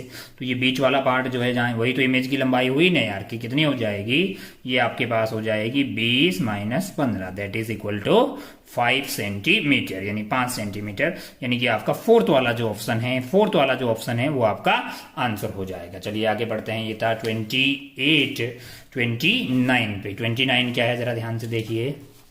29 को अगर आप ध्यान से देखें तो आपसे पूछा है कि which of the following is due to TIR, यानी टोटल इंटरनल रिफ्लेक्शन की वजह से कौन सा वाली घटना होती है। पहला बोल रहा है brilliance of diamond. Yes, brilliance of diamond में अपने बात की थी 24.4 वो डिग्री एंगल के बारे में। एक बार लाइट अंदर चली जाती थी फिर अंदर TIR करती रहती, बिल्कुल उसमें TIR का रोल होता है। वर्किंग ऑफ ऑप्टिकल फाइबर बिल्कुल बात की थी, इसमें TIR की बात होती है। मिरेज, हाँ मिरेज और हॉट्स, हाँ बिल्कुल ये मिरेज। और चलिए अगला क्या है 31st क्या है, a converging beam of rays is incident on a diverging lens having pass through the lens, the rays intersect at a point 15 centimetre from the lens on the opposite side. If the lens is remove point where the rays meet will be 5 centimetre closer to the lens. अच्छा बढ़िया। मान हलचाल ऐसा दिया हुआ हमको सवाल में कि हमारे पास एक क्या है, हमारे पास एक डाइवर्जिंग लेंस है। अच्छा, और इधर से रेज आ रही है, ऐसे आ गई, ऐसे दूसरी वाली को ऐसे ले आए अपन, टिक टिक टिक, है ना। अगर मान लो कि ये यहाँ नहीं होता तो ये यहाँ जाके मीट होती, और इसकी वजह से ये थोड़ी सी आगे जाके मीट हो रही है, यानी कि यहाँ पे मीट करवा देते हैं भाई। ये जो दूरी है वो आपको कितनी दी हुई है 15 सेंटीमीटर, है कि नहीं है ना। और अगर ये लेंस नहीं होता तो ये कहाँ मीट होती, यहाँ पे होती। अगर आप ध्यान से देखें तो ये ऑब्जेक्ट है और ये इसकी इमेज है। ये कैसा ऑब्जेक्ट है, एक वर्चुअल ऑब्जेक्ट है। और ये दूरी सवाल में आपको कितनी दी हुई है 5 दी हुई है ना। कि अगर मान लीजिए कि ये वाले लेंस को हटा देते तो रेज तो यहीं पे आके गिर रही होती। इनफैक्ट ये रेज ऐसे आ रही है और ये वर्चुअल ऑब्जेक्ट की तरह बिहेव कर रहा है, जिसकी इमेज आपको यहाँ बनती हुई दिखाई दे रही। अगर आप ध्यान से देखें तो आप आसानी से बोल पाएंगे कि आपके पास उस वर्चुअल ऑब्जेक्ट के लिए यू की वैल्यू है 10 सेंटीमीटर। क्यों? क्योंकि ये 15 दी हुई है और ये 5 उधर की तरफ बन रहा है तो 10 आ गया। और वी की वैल्यू कितनी है 15 सेंटीमीटर। हमको क्या चाहिए, हमको इसका फोकल लेंथ चाहिए। अच्छा भाई साहब बहुत बढ़िया। तो आप लिख सकते हैं 1/f is equal to 1/v minus 1/u, और अपने पास v की वैल्यू है 15 और u की वैल्यू है 10। एलसीएम लिया तो आ गया 150, है ना। या फिर आप कुछ भी ले लीजिए, मान लो कि 30 ले लिया है, 30 ले लिया तो ये 2 और ये अपना 3 आ गया। तो आंसर क्या आ गया है 1/f is equal to minus of 1/30, यानी f की वैल्यू की कितनी आ गई -30 सेंटीमीटर। ये कौन से ऑप्शन में दिखाई दे रहा है जरा ध्यान से देखें। ये आपको पहले ही ऑप्शन में दिखाई दे रहा है, जिसको आप टिक करके आगे बढ़ सकते थे। चलिए बढ़ते हैं 32 पे। 32 में देखिए, 32 में क्या पूछा है कि a thin prism of angle 15 degree made of glass of refractive index μ1 that is 1.5 combine with another prism है। अच्छा भाई साहब, दो को कंबाइन कर दिया है। ये हमेशा तुम पूछते रहते हो, हम कर लेंगे तुरंत। कि एक को मान लीजिए अपन ने ऐसा मान लिया है और दूसरे वाले को ऐसा मान लीजिए। ये इसका A1 हो गया, ये इसका A2 हो गया। क्या पूछा, क्या जीरो है भाई, विदाउट डेविएशन है, इसका मतलब डेल्टा जीरो है ना। इसका मतलब डेल्टा नेट जो है आपका पास डेल्टा 1 माइनस डेल्टा 2 आया तो दोनों का मैग्नीट्यूड सेम होगा। इसका मतलब delta 1 is equal to delta 2 है। ये आपके पास A1 μ1 minus 1 that is equal to A2 μ2 minus 1। अच्छा, हमको क्या चाहिए, हमको A2 चाहिए भाई। A2 चाहिए होगा तो A1 into μ1 minus 1 divided by क्या कर देंगे μ2 माइनस 1, है ना। चलिए A1 की कितना दिया हुआ है आपको 15 डिग्री दिया हुआ है, म्यू माइनस 1 करेंगे तो ये 1.5 माइनस 1 डिवाइडेड बाई 1.75 माइनस 1 आ गया। तो ऊपर की कितना हो गया है आपके पास 15 डिग्री हो गया है और ये हाफ बच गया उधर, और ये कितना बचा है 3/4 यानी कि सेम 0.75। तो 4 को ऊपर ले जाइए। चलिए तो ये 15 इंटू 4/3 इंटू 2 है ना। चलिए ये कट गया 5 बार और ये कट गया 2 बार। आंसर कितना हुआ है जी 10 डिग्री। कहीं दिखाई दे रहा है, ये देखिए फोर्थ ऑप्शन में दिखाई दे रहा है। टिक कीजिए और आगे बढ़ जाइए। चलिए 32 के बाद आगे बढ़ते हैं 33 पे। क्या है 33 सवाल, रे of light travelling in transparent medium of reflective index mu falls on a surface separating the medium from air है। अच्छा, एक मीडियम है जिसका रिफ्लेक्टिव इंडेक्स मान लीजिए कि क्या है म्यू है और दूसरी तरफ कौन है एयर है। अच्छा भाई साहब बहुत बढ़िया। Falls on a surface separating the medium of air at an angle of incidence, यानी कि यहाँ पे एंगल ऑफ इंसिडेंस अपने को क्या दिया हुआ है, 45 डिग्री दिया हुआ है।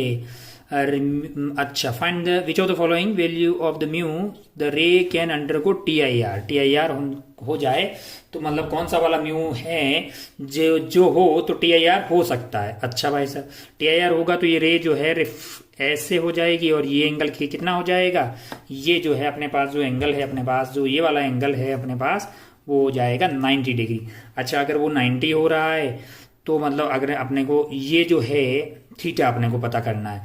अच्छा, मान लीजिए कि थीटा सी अपने पास 90 डिग्री 45 डिग्री हो जाए, मान लीजिए कि थीटा सी क्या हो जाए 45 डिग्री, तो अपन जानते हैं कि sine theta C is equal to आपका क्या होता है, mu rarer upon mu denser. तो म्यू रेरर तो आपको 1 दिया हुआ, म्यू डेंसर म्यू दिया हुआ है, तो म्यू आपका क्या होगा 1 अपॉन साइन थीटा सी।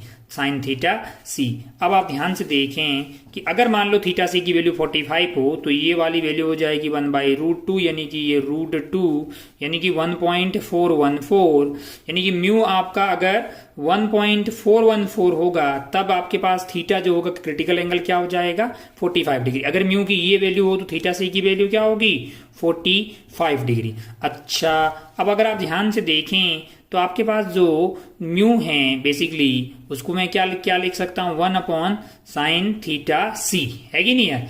अब अगर थीटा सी की वैल्यू 45 डिग्री है तब आपके पास म्यू की वैल्यू ये है, आपको ये पता करना है कि म्यू की कौन सी वाली वैल्यू के लिए मतलब TIR हो जाएगा। तो अगर आप ध्यान से देखें कि भाई 1 अपॉन आपके पास साइन थीटा सी क्या आ रहा है, साइन थीटा सी आ रहा है 1 अपॉन म्यू, और म्यू की वैल्यू अगर आप 1.414 डाल रहे हैं तब थीटा सी की वैल्यू आ रही है आपके पास 45 डिग्री, है कि नहीं है। अच्छा, और अगर आपने 414 से बड़ा कुछ वैल्यू डाल दिया, 414 से भी बड़ा डाल दिया, तो ये जो भी थीटा सी आएगा क्या वो जो थीटा आएगा उसकी वैल्यू 45 डिग्री से कम हो जाएगी। अगर आपके पास यहाँ पे जो म्यू है यानी कि आपके पास जो साइन थीटा आएगा, साइन थीटा इज बेसिकली क्या है 1/म्यू है। अब आप म्यू की वैल्यू को अगर 414 से भी बड़ा डाल दोगे, अगर म्यू की value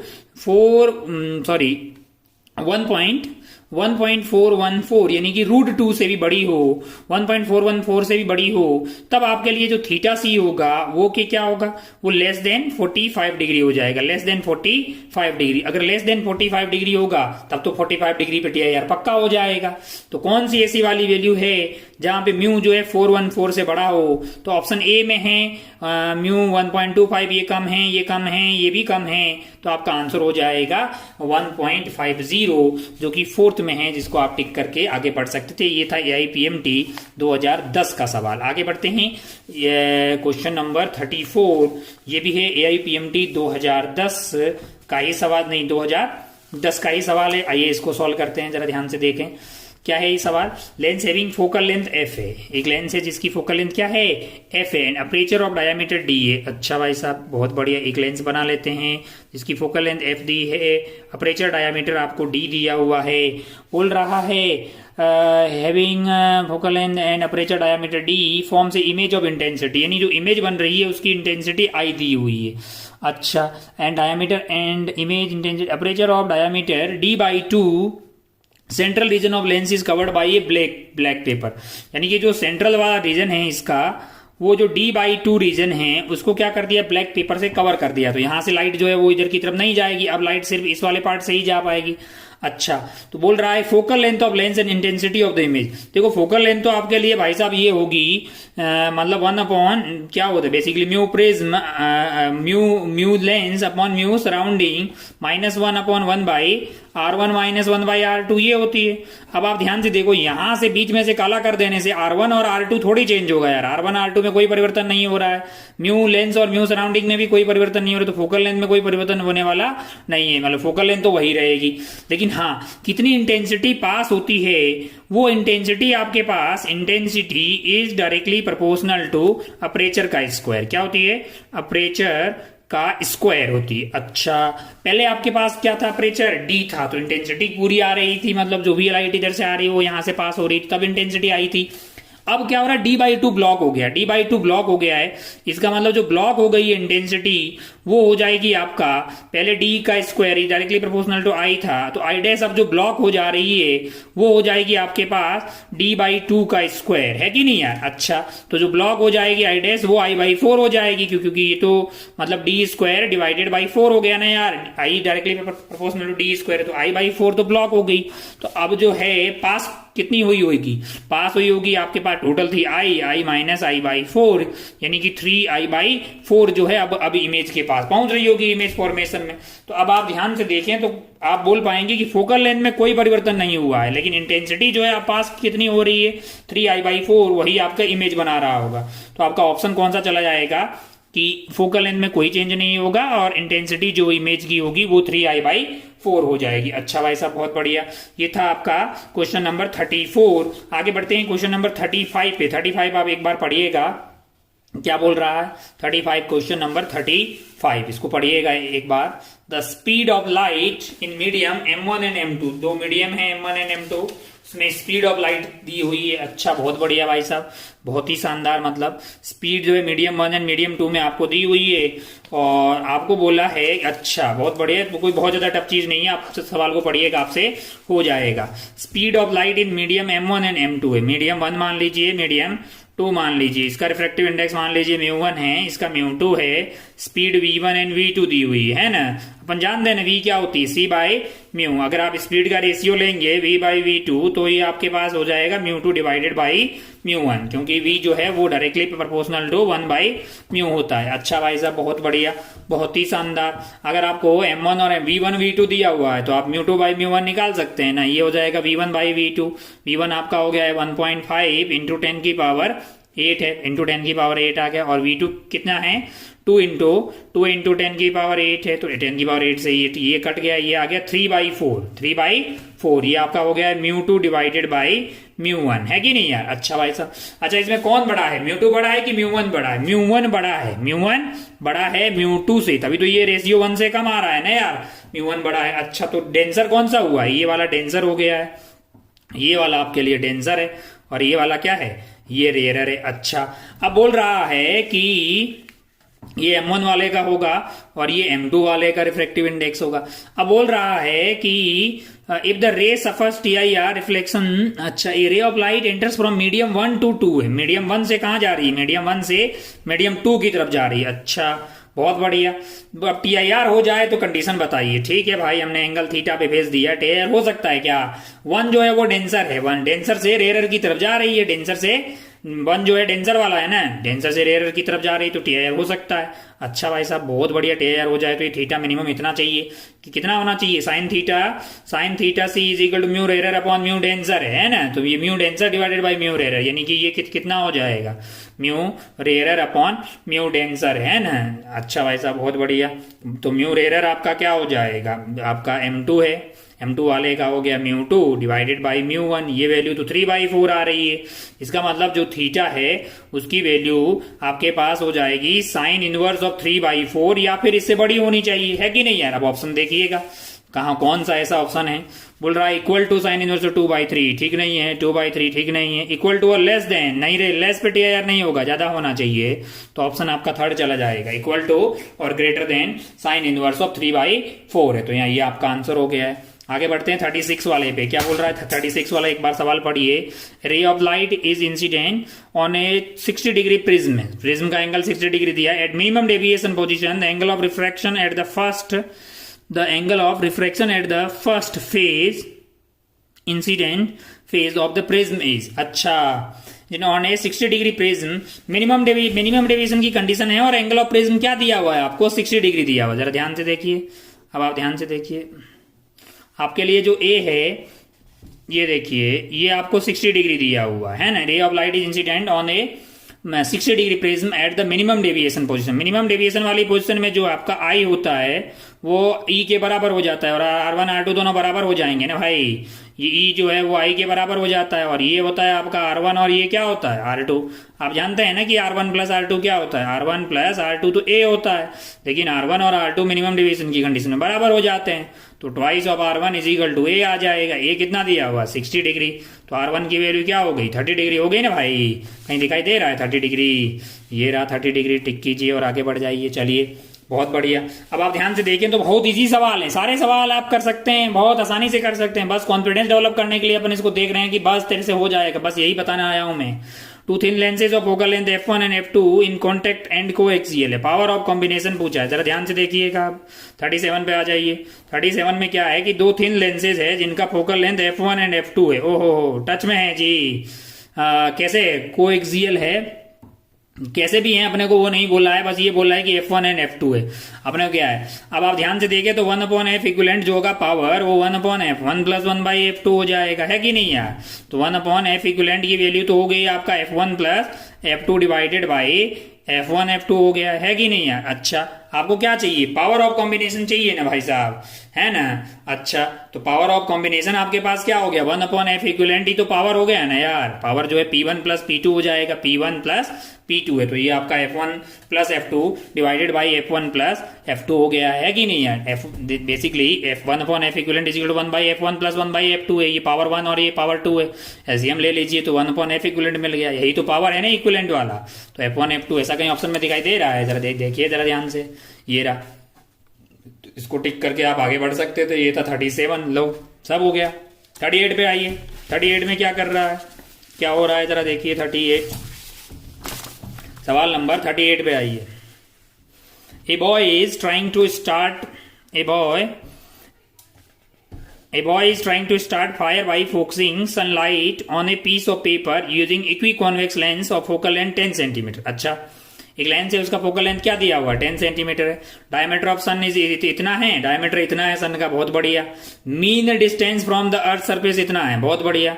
what is the diameter of image form, कितना इमेज जो देखिए जरा। एक बालक है, एक नालायक बालक जो है वो पीस ऑफ पेपर को जलवा रहा है इक्वी कॉन्वेक्स लेंस का यूज करके। किसका लेंस यूज करके, इक्वी कॉन्वेक्स लेंस का। इसका फोकल लेंथ क्या दिया है जरा देखिए जरा ध्यान से, कितना दिया है 10 सेंटीमीटर दिया है ना।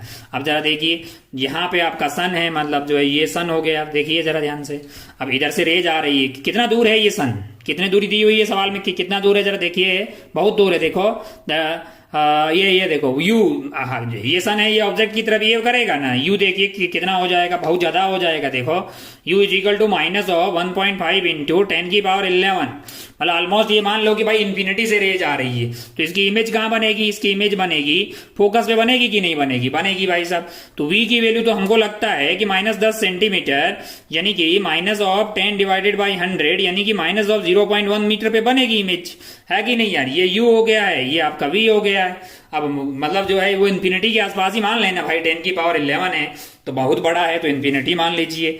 अब आप ध्यान से देखें तो आपको जो है हाइट ऑफ ऑब्जेक्ट दिया हुआ है, और हाइट ऑफ इमेज आपको पूछा हुआ है। अब आप ध्यान से देखें तो एक चीज जानते हैं ना, मैग्निफिकेशन क्या होता है, मैग्निफिकेशन होता है v बाई u होता है, जो कि क्या होता है height of image divided by height of object. हमको तो लगता है कि v तुमको दिया है बे, v की वैल्यू क्या हो गई है 0.1 हो गई है ना। और u की देखो v की वैल्यू जो है वो मतलब 0.1 प्लस का हो जाएगा आपका, है ना। तो ये प्लस का हो जाएगा 0.1 डिवाइडेड बाई u जो है, हमको वैसे प्लस माइनस का मतलब वैसे मैग्निफिकेशन माइनस में आएगा, मतलब इमेज जो है उल्टी बन रही होगी। खैर हमको लंबाई को पूछा है तो उल्टा बने सीधा बने उससे कोई मतलब नहीं है, चलिए कोई बात नहीं। तो आपका v हो गया है 0.1 और u की वैल्यू क्या दी हुई है 1.5 इंटू 10⁻11 दी हुई है ना। अच्छा भाई साहब बहुत बढ़िया, बहुत ही शानदार। Diameter of sun is this, यानी कि आपको हाइट ऑफ इमेज पता करना है, और हाइट ऑफ ऑब्जेक्ट क्या दिया हुआ है 1.39 दिया हुआ है, 1.39 इंटू 10⁻9 है। आपको क्या पूछा है। अच्छा भाई साहब बहुत बढ़िया, v हो गया, u हो गया, बहुत शानदार। अब आप मतलब जो v आपका पॉजिटिव था, u नेगेटिव था, तो इन्वर्टेड इमेज बनेगी, हाइट ऑफ इमेज हो जाएगी। ये काट लीजिए, 2 बार कट जाएगा, है ना, 2 बार कट गया, मतलब 2 रह गया है। ऊपर क्या हो गया, ऊपर हो गया 0.1 इंटू 1.39, है ना। और नीचे आप जो है इसको मल्टीप्लाई कर दीजिए किससे, तो ये आपका हो गया है 1.5 इंटू, तो -3 हो गया है, जरा ध्यान से देखिए, है ना। ऊपर वाले से इसको डिवाइड कीजिएगा, हाइट ऑफ इमेज, और इस दोनों को डिवाइड कीजिए कि कितना आता है। जब आप इसको डिवाइड कर रहे हैं तो ये वैल्यू आपके लिए हो जाएगी 0 पॉइंट, ऊपर वाली तो हो गई है 0.139, है ना, डिवाइडेड बाई आपका पास -3 है, इसको डिवाइड मारिएगा, या फिर इसी चीज को अपन क्या लिख सकते हैं 139 डिवाइडेड बाई 3 इंटू जो है आपका 10 की पावर के कितनी हो गई है, 10 की पावर आपके पास हो जाएगी जो है यहाँ पे 3 हो गई है ना। तो आपके पास तो 3 तो ये हो गई है, -3 कर दीजिए उसको, और फिर उसको डिवाइड कर मार दीजिए, 3 से डिवाइड मारिए। देखिए जरा यहाँ पे घोटाला में मिल रहा है तुमको, यहाँ पे कैलकुलेशन में कहाँ किए हैं, ये देखो ये कर दिए ना भाई, और बड़ा कांड किए हैं। देखो ये 2 से 2 थोड़ी आया था, 10 की पावर 2 आया था भाई। चलिए तो यहाँ पे थोड़ा देख लीजिए सही से, कैलकुलेशन में कुछ गड़बड़ किया होगा। देखिए हाइट ऑफ इमेज आ रहा है आपके लिए, हाइट ऑफ इमेज यहाँ से क्या आ जाएगा, जरा ध्यान से देखो, वो 0.1 उधर चला गया है ना, और ये 1.39 है, ये क्या है 1.39 है, डिवाइडेड बाई ये जो था आपका वो -1.5 इंटू 10 की पावर 2 थी भाई। तो आपका ये जो है कार्यक्रम जो है वो आपका हो गया है 1.39, और डिवाइडेड बाई इसको 15 कर दीजिए, और ये जो है आपके पास जो है मतलब जो है 10 की पावर 2 थी, है कि नहीं यार। तो इसको लिख दीजिए 139 डिवाइडेड बाई 15 इंटू 10 की पावर 4 है, तो ऊपर जाके 10 की पावर -4 आ जाएगी, है ना। तो इसको जब डिवाइड करेंगे 139 से, तो हाँ तो 9 बार जाएगा, तो हाँ तो बिल्कुल जो है 9 पॉइंट समथिंग आएगा। ऐसा कहीं ऑप्शन है क्या, देखिए जरा ऑप्शन देखिए, 9 पॉइंट समथिंग है, तो सॉल्व कर डालिए भाई। तो इसका आंसर जो है सॉल्व करने पे आ रहा होगा 9.2 इंटू 10 की पावर -4 मीटर। तो कौन सा ऑप्शन हो जाएगा, सेकंड वाला ऑप्शन हो जाएगा, ठीक है ना। तो ये कोई बहुत टफ सवाल नहीं था। अब इमेज को फोकस पे काहे मान लिया है, इन्फिनिटी से इन्फिनिटी मान लीजिए, इतना दूर से आ रहा है रेस, तो इन्फिनिटी ही मानते हैं अपन, है ना। चलिए भाई सब 39 पे पढ़िए, 39 पे पढ़िए। अब देखते हैं 39 में क्या है। 39 देखिए जरा ध्यान से, 39 सवाल देखिएगा। 39 the frequency of light wave in a material is this, wavelength is this, refractive index पूछा। देखिए जरा ध्यान से देखिए, आपको बोला है the frequency of light wave in material is this, मतलब फ्रीक्वेंसी दिया हुआ कि कितना दिया हुआ है 2 इंटू 10 की पावर 14 हर्ट्ज दिया है ना, और लेमडा आपको दिया हुआ है 5000 एंगस्ट्रॉन में दिया है। बहुत बढ़िया, रिफ्रैक्टिव इंडेक्स पूछा है। अच्छा भाई साहब, अच्छा एफ होता क्या है, मैंने कहा वी बाई लेमडा लिख सकते हैं, एफ को अपन वी बाई लेमडा लिख लें, मैंने कहा बिल्कुल लिखा जा सकता है। अच्छा v अगर यहां से ढूंढें तो क्या होगा कि वो तो f इंटू लेमडा हो जाएगा। कितना f दिया है, मैंने कहा 2 इंटू 10 की पावर 14 दिया, और लेमडा दिया हुआ है 5000, एंगस्ट्रॉन दिया है तो 10 की पावर -10 आ जाएगी, क्या बोलते हो, है ना। तो देखो -10 से ये कट गया 4, है ना, तो बच गया है 4 और 3 जोड़ दीजिए 7 हो गया है, 7 हो गया, और ये अपना हो गया है 5 दूध 10, है ना। तो 10 इंटू 10 की पावर 7, तो ये तो भाई मतलब 1 इंटू 10 की पावर 8 हो गया, क्या बोलते हो। अच्छा v मिल गया ना। अरे तो v को तो c बाई म्यू भी तो लिखा जा सकता है ना बे, mu is equal to c by V हो जाएगा। 3 इंटू 10 की पावर 8 को जब आप 1 इंटू 10 की पावर 8 से डिवाइड करोगे तो 3 आ जाएगा। उल्ला ला ला ला, अबे यही तो म्यू होगा ना, 3 कहीं दिखाई दे रहा है। अरे वो एफ और लेमडा दिया है ताकि तुम v निकाल दो, और v को स्टाइल मार के क्या लिख दोगे, c बाई म्यू लिख दोगे, अपन जानते हैं ना किसी भी मीडियम में। तो अब जरा ध्यान से देखिए, आगे वाले पे चलिए, हमारा पेज वेज सब भर गया है। देखिए कितना आसान सवाल है, गोली की रफ्तार से कर सकते हो। देखिएगा, बस जस्ट आपको कॉन्फिडेंस डेवलप करने के लिए बता रहे हैं ना। चलिए 40 पे आ जाइए। ये कोइन वोइन क्या हुआ है, small coin is resting on the bottom of a beaker है, फिल्ड विद लिक्विड है, ray of light from the coin travel up to surface of liquid and moves along the surface. बहुत बढ़िया भाई साहब, TIR हो गया। मतलब मान लीजिए कि ये एंगल थीटा पे आई हुई है ना, अगर ये थीटा पे आई हुई तो ये क्रिटिकल एंगल हो जाएगा, क्योंकि जो है अलोंग द सरफेस जा रही तो ये 90 हो गया है। अच्छा ये एंगल थीटा, तो ये वाला एंगल क्या हो जाएगा, थीटा सी ही हो जाएगा। अच्छा ये 3 4 है तो हमको लगता है ये 5 हो जाएगा, क्या बोलते हो, है कि नहीं यार। अच्छा, बहुत बढ़िया। अगर ये क्रिटिकल एंगल है तो साइन थीटा सी की वैल्यू को क्या मैं mu rarer upon mu denser लिख सकता हूं? मैंने कहा बिल्कुल, mu rarer upon mu denser हो जाएगा। और उसको अपन क्या 3/5 भी लिख सकते हैं ना। ये वाला ट्राइंगल से लिखोगे, ये वाला 3 हो गया है और ये वाले हाइपोटेनियस 5 हो जाएगी, तो 3/5 आ गया। पूछा क्या है आपसे? ओहो, small beaker filled with water moving up to surface, liquid moves along the surface. बहुत बहुत बढ़िया भाई साहब। How fast is the light travelling in the liquid? अच्छा, तो अपने को mu rarer upon mu denser मिल गया है ना। अच्छा, एक बात बताइए, v is equal to C by mu होता है ना, वो तो 1 अपॉन मतलब v directly proportional to 1 upon mu होता है। तो अगर आप mu rarer upon mu denser बोल रहे हो तो क्या मैं इसको v in denser upon v in rarer बोल सकता हूं, है कि नहीं यार? अच्छा भाई साहब, इसको एयर मान लीजिए, इसको मतलब एयर मान लीजिए और जिसका ऑलमोस्ट रिफ्रैक्टिव इंडेक्स 1 मान लीजिए, तो v इन डेंसर क्या हो जाएगा? Mu rarer upon mu denser है, तो ये तो आपको 3/5 दिया हुआ है, इंटू 3 इंटू 10 की पावर 8 हो गया है ना। तो 9/5 करिएगा, 9/5 कर दीजिए, 9/5 है इंटू 10 की पावर 8 आ जाएगा, है ना। तो 9 और 5 हो गया अपना, मतलब जो एक बार गया 40 है, तो 1.8 आ रहा है हमारा। तो 1.8 इंटू 10 की पावर 8 मीटर पर सेकेंड, ये आंसर आ जाएगा भाई साहब। कौन सा वाला ऑप्शन है आपका? ये जो है आपको दिखाई देगा 4th वाले ऑप्शन में। कौन से वाले ऑप्शन में? 4th वाले ऑप्शन में नहीं, 4th वाले में नहीं, अबे 2nd वाले में ना, कहा सोए हुए हैं। 1.8 इंटू 10 की पावर 8 मीटर पर सेकेंड। बहुत बढ़िया, आगे बढ़ते हैं भाई साहब, बहुत बढ़िया, बहुत ही शानदार। चलिए आगे बढ़ते हैं। 41 देख लेते हैं। A microscope is focused on a mark on a piece of paper, then a slab है, then a slab of thickness कितना है? स्लैब का थिकनेस दिया है 3 सेंटीमीटर। कितना दिया है? 3 सेंटीमीटर। रिफ्रैक्टिव इंडेक्स दिया है, मतलब म्यू ऑफ स्लैब आपको दिया हुआ है 1.5। बहुत बढ़िया भाई साहब। ओहो, अच्छा, माइक्रोस्कोप जो है उसके ऊपर ये रख दिया। पढ़ लो एक बार सवाल भाई। एक पेपर था, उसके ऊपर एक स्लैब रख दिया जिसका थिकनेस इतना है और म्यू इतना दिया हुआ है ना।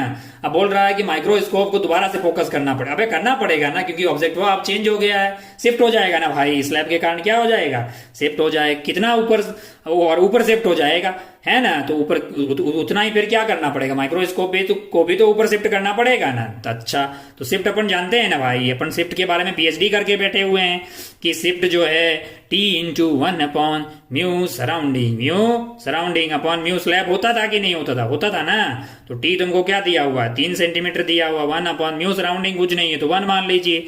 म्यू स्लैब 3/2 दिया हुआ है 1 पर, है ना। चलिए, तो ये 3 माइनस 1/3, ये तो 1 सेंटीमीटर आ गया जी।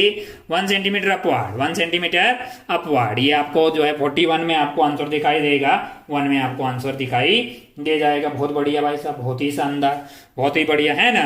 चलिए, तो ये हो गया आपका 41। क्या हो गया है? ये 41 क्वेश्चन हो गया है। आगे बढ़ते हैं, पेपर सब भर गया है।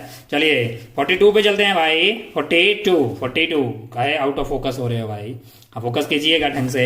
AIPMT प्रीलिम्स 2006, AIPMT प्रीलिम्स 2006 देखिएगा जरा ध्यान से। कॉन्वेक्स लेंस एंड कॉन्केव, अच्छा एक कॉन्वेक्स लेंस है और एक कॉन्केव लेंस है, having focal same focal length. अच्छा, एक ऐसा है और एक ऐसा है। बहुत बढ़िया भाई साहब। एक का फोकल लेंथ आपको दिया हुआ है 25 सेंटीमीटर, पॉजिटिव 25 सेंटीमीटर, और एक का हमको लगता है कि माइनस 25 सेंटीमीटर दिया है। क्या बोलते हो, है ना, क्योंकि एक कॉन्वेक्स है और एक कॉन्केव, कॉन्टेक्ट में रखा है। पावर बोल रहा है भाई, कितना आथू किस्म का सवाल है। देखिए जरा, पी इक्विवेलेंट कितना होता है? P1 प्लस P2 अगर कॉन्टेक्ट में रखा हुआ है ना। तो अगर आप ध्यान से देखें तो P इक्विवेलेंट आपके लिए 1/25 हो गया पॉजिटिव का, प्लस 1/- का 25। देखिए जरा, पावर क्या हो गया? 0 हो गया है ना। अच्छा, आपको पावर जो है वो आपका पावर 0 आ गया है, इन्फिनिट। अच्छा, पावर इक्विवेलेंट क्या होता है? 1/1 मतलब जो है पावर इक्विवेलेंट 0 होने का मतलब क्या है? एफ इक्विवेलेंट आपके पास इन्फिनिटी आ गया। क्या आ गया है? इन्फिनिटी आ गया। लेकिन आपको क्या पूछा है? पावर इन द डायप्टर है, तो 0 हो गई भाई। बहुत बढ़िया। तो कितने सवाल हो गए हैं? 42 हो गए हैं। मतलब ये सन 2006 से लेके अभी तक के टोटल, मतलब सन 2006 से लेके लास्ट ईयर के उड़ीसा के एग्जाम तक सब कुछ अपन देख चुके हैं। इसके अलावा भी सवाल है, खूब सारे सवाल है जो कि इससे पहले भी आए हुए हैं ना, पहले आए हुए हैं। मतलब 43, 44 हमने जो PDF दिया है इसमें और भी सवाल है आपके पास 43, 44, हमको लगता है अप टू 80 के आसपास सवाल है। तो ये बहुत इजी टाइप के सवाल हैं, आप लोग मतलब सॉल्व करें इनको पूरा, ठीक है। अप टू 2006 तक के सवालों के हमने सॉल्यूशन डिस्कस किए हैं। कुल मिला के मतलब सॉल्यूशन डिस्कस करने का एक ही मतलब था हमारा, क्या मतलब था, ये प्रूव करने का भाई साहब कि आप कर सकते हैं, मतलब आप कर सकते हैं, मतलब साहब बहुत इजी है भाई। हमारा एक ही मतलब था कि इजी है और आप कर सकते हैं। आपको क्या करना है, आपको अपने नोट्स जो हैं वो मतलब बना रखे हैं आपने, जो आपने होमवर्क कर रखा है उसमें जो इंपॉर्टेंट क्वेश्चन मार्क कर रखे हैं उनको ध्यान रखिए, रिवीजन के टाइम उनको देखना है। प्लस आपके जो हैंड बुक है या फिर आपके जो शॉर्ट नोट्स है, कौन से वाले शॉर्ट नोट जो आपने बनाए हैं ना भाई साहब, बहुत ज्यादा इंपॉर्टेंट है, बहुत ही ज्यादा, मतलब उनकी बत्ती आप लगाते रहिए तो आपका मतलब जो है दिल गार्डन गार्डन रहेगा, सब हो जाएगा। आप जानते हैं ना जी, सारे सवाल देखिएगा कितने फोकट सवाल है, तुरंत तुरंत आपने सोल्व कर डाले। आपके लिए कोई टफ सवाल है क्या ये सब बातें करना आपके लिए कोई टफ चीज नहीं है ना। तो चलिए फिर खेला को खत्म करते हैं। सन 2006 से लेके मतलब 2019 तक के अपने सारे सवाल की सॉल्यूशन की बातें की है, उसके बाकी वाले सवाल भी आप सोल्व कर सकते हैं। तो इससे कुल मिला के मतलब आपको ये समझ में आ गया कि भाई साहब बहुत ईजी है सब कुछ, है ना, हताश परेशान निराश होने की कतई जरूरत नहीं है, ठीक है। चलिए जय हिंद, जय भारत, टेक केयर, बाय।